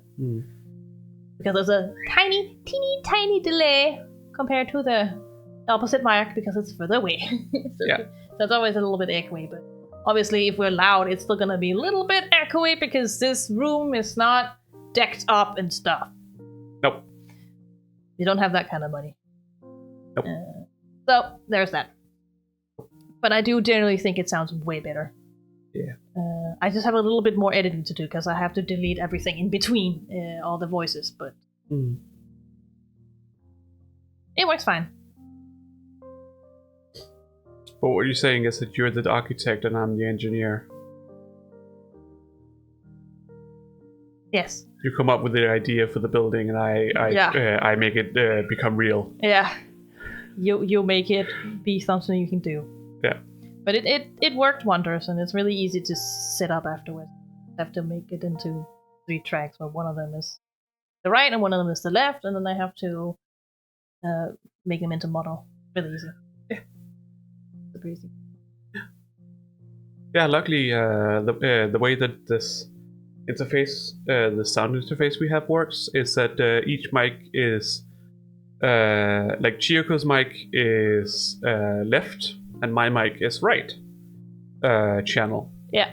Because our interface can do that, so yeah, that's how it comes in naturally. Yeah. So for like streaming here, we just set it to be mono. Yeah. So it's just one. Yeah. But and the tracking is actually still the dual channel thing. Yeah. Tracking. Yeah. Hi, cool. But yeah. But it was very easy to figure out how to separate them by taking each track and being like, I only want to listen to the left side or the right side, and then I make it mono so you can hear it in both ears. Yeah. Yeah. The only thing that might actually be better in the next video is that when we're both speaking at the same time, it's kind of still a little bit echoey because I can't, delete the echoey sound when someone else is speaking at the same time. But the question is whether that's better now that we have these filters on now. Filters, and we have adjusted the input. Yes, the input a bit more. In the interface. The input gain. Yeah. On the sound interface. Because before we had it pretty loud because we tried to get us to be loud enough on in the different software, like on stream and such. But we found it probably better to just keep the interface sound down because otherwise the mics become very sensitive and pick up all noise. Yeah. Like one problem I had with this, because I am louder than you, is that before when they were on one track, I could auto-match loudness. Because I was loud enough for the background noise not to pop up. But now that it's separated, it works fine for me, but if I put it on you, there's a lot of background noise. Yeah. So we'll see if that is better on the next video. So I couldn't auto-match this time, but you can still hear us clearly. It just isn't as leveled. No. But it's fine. Honestly, you can hear us. But it should be a lot better for the next one. Yeah. Since the mics should not be picking up background noise. Yeah. As much. No. Especially breaths. Like, there were some times in the video where I'm just like, damn, you're breathing heavily. You weren't talking, you were just breathing. It's so... Yeah, a big problem I have is because I can't breathe probably through my nose, I tend to breathe heavily through my mouth. But now that we have these... Hey! Well, now that we have these filters on, it shouldn't be that big of a problem anymore. Nope. We can speak directly into them without it being a problem. Yeah. We have to actively try and blow into the mic fairly hard before it picks it up. Yeah. So, this works. Yeah. Yeah, that's another thing I couldn't cut out all the time. Yeah. The birds. But it's actually mostly just yours that picks up. At least for Apollo. So I can, because you're not speaking as often as I do, I can actually, for the most part, cut it out. But there is a few times where I cannot. Just because it's Pearls who's making the sound and she's near us. But that's just how it is to have birds. Yeah. It's not like it was that much doing that. So. No. And people know it at this point. People should know we have birds. And we cannot control them. And if we close the door, they're going to be even louder. So it's not like we can separate us from them. Plus, we have a cat that doesn't want the door to be Yeah, closed. she's also going to be loud if we start doing that. So that's just not ain't happening. Nope. So we have birds, and sometimes Apollo's very happy when she is there with them. Or complaining that he can't see her. Yeah, and now I know he's panicking because he can't see her because he's on top of the fucking bookshelf up there. Yeah. And there's a wall, so he can't see her. Mm. And then he panics and Fluck calls her. Yeah. Which is what you can hear right now. But she doesn't respond because she doesn't care. No, she just wants him to shut up. Mm. So, there's that. It's fine. Yeah. But yeah, I definitely think it sounds a lot better with a new setup. It is wonders to work with, honestly. Yeah. So, at least in my opinion. They just have to figure out when who speaks. But it is actually pretty obvious because the peaks are usually louder for the one who speaks. It's only when we speak at the same time, but I can still, at least for this video, I can still hear if like I accidentally caught yours out and I can hear your echo. So I was like, okay, I'm just gonna put it back in and then figure out exactly. And then it's not hard. It worked. It worked.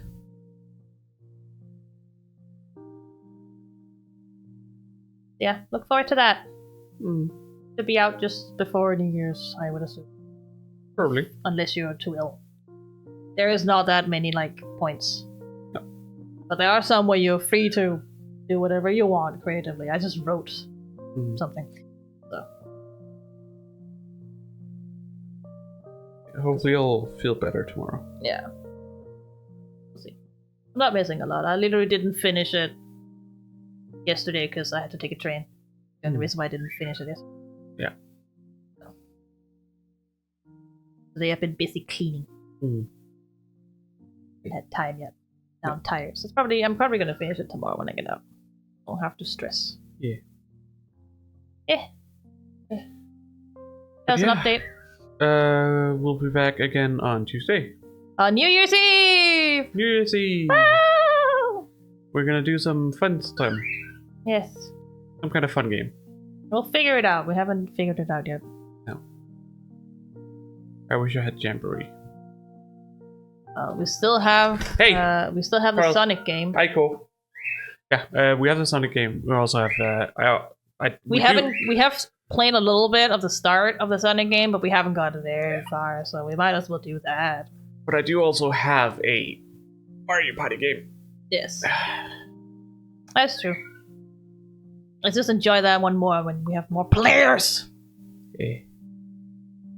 You know. But who doesn't want to solve a murder mystery? More people to screw with.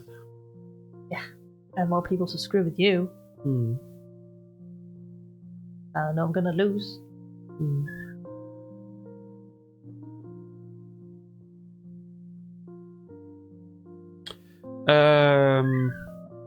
And then we'll be back to our regular scheduled content the day Wednesday. after. Yeah. Wednesday. On the 1st.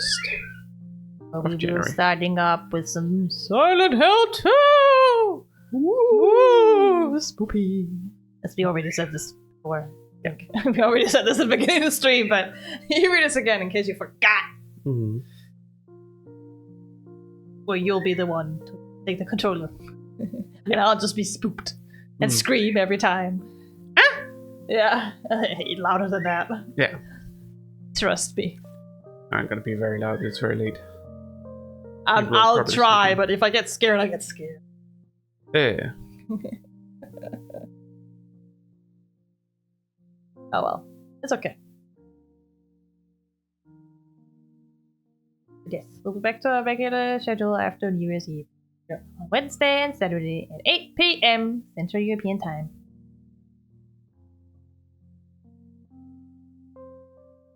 Okay, because someone's full of energy. Yeah. It is DMT or UTC +1, whichever one you fancy. That is. Not always. Oh, her tail got big. Look at her tail. It's a Christmas tree. Yeah. Yeah. Wait. When are we gonna start New Year's Eve? I haven't figured that out yet. Should we just start a date? It's compared to how long you want to stream for.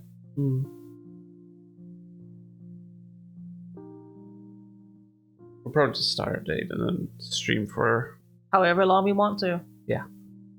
And if it's gonna go into midnight, which probably will, we might take a break around then because fireworks are gonna scare the shit out of our birds and our cats. Yeah, we need to make sure they're okay. But other than that, and because fireworks in this country is legal for private people to fire off like fucking dum-dums, I don't know how long it's gonna go on for. No, it's typically quite long. Yeah, it's like maybe, but we'll see. It also may quiet down after the 10-15 minutes. Yeah.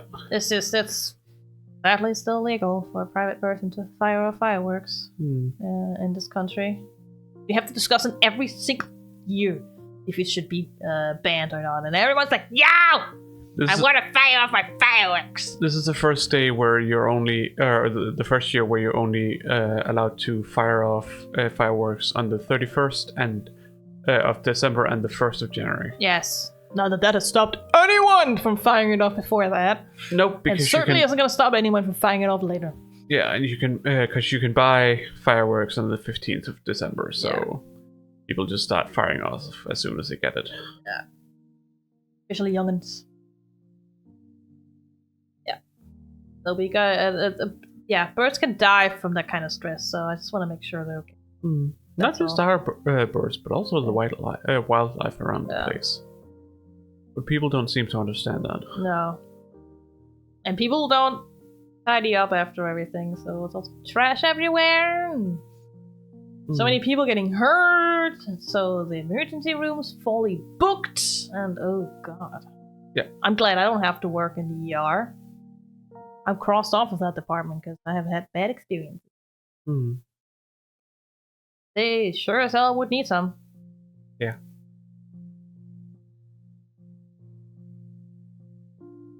But yes, we'll see you on Tuesday. Yes. For New Year's Eve stream. Yes. Bye. Bye.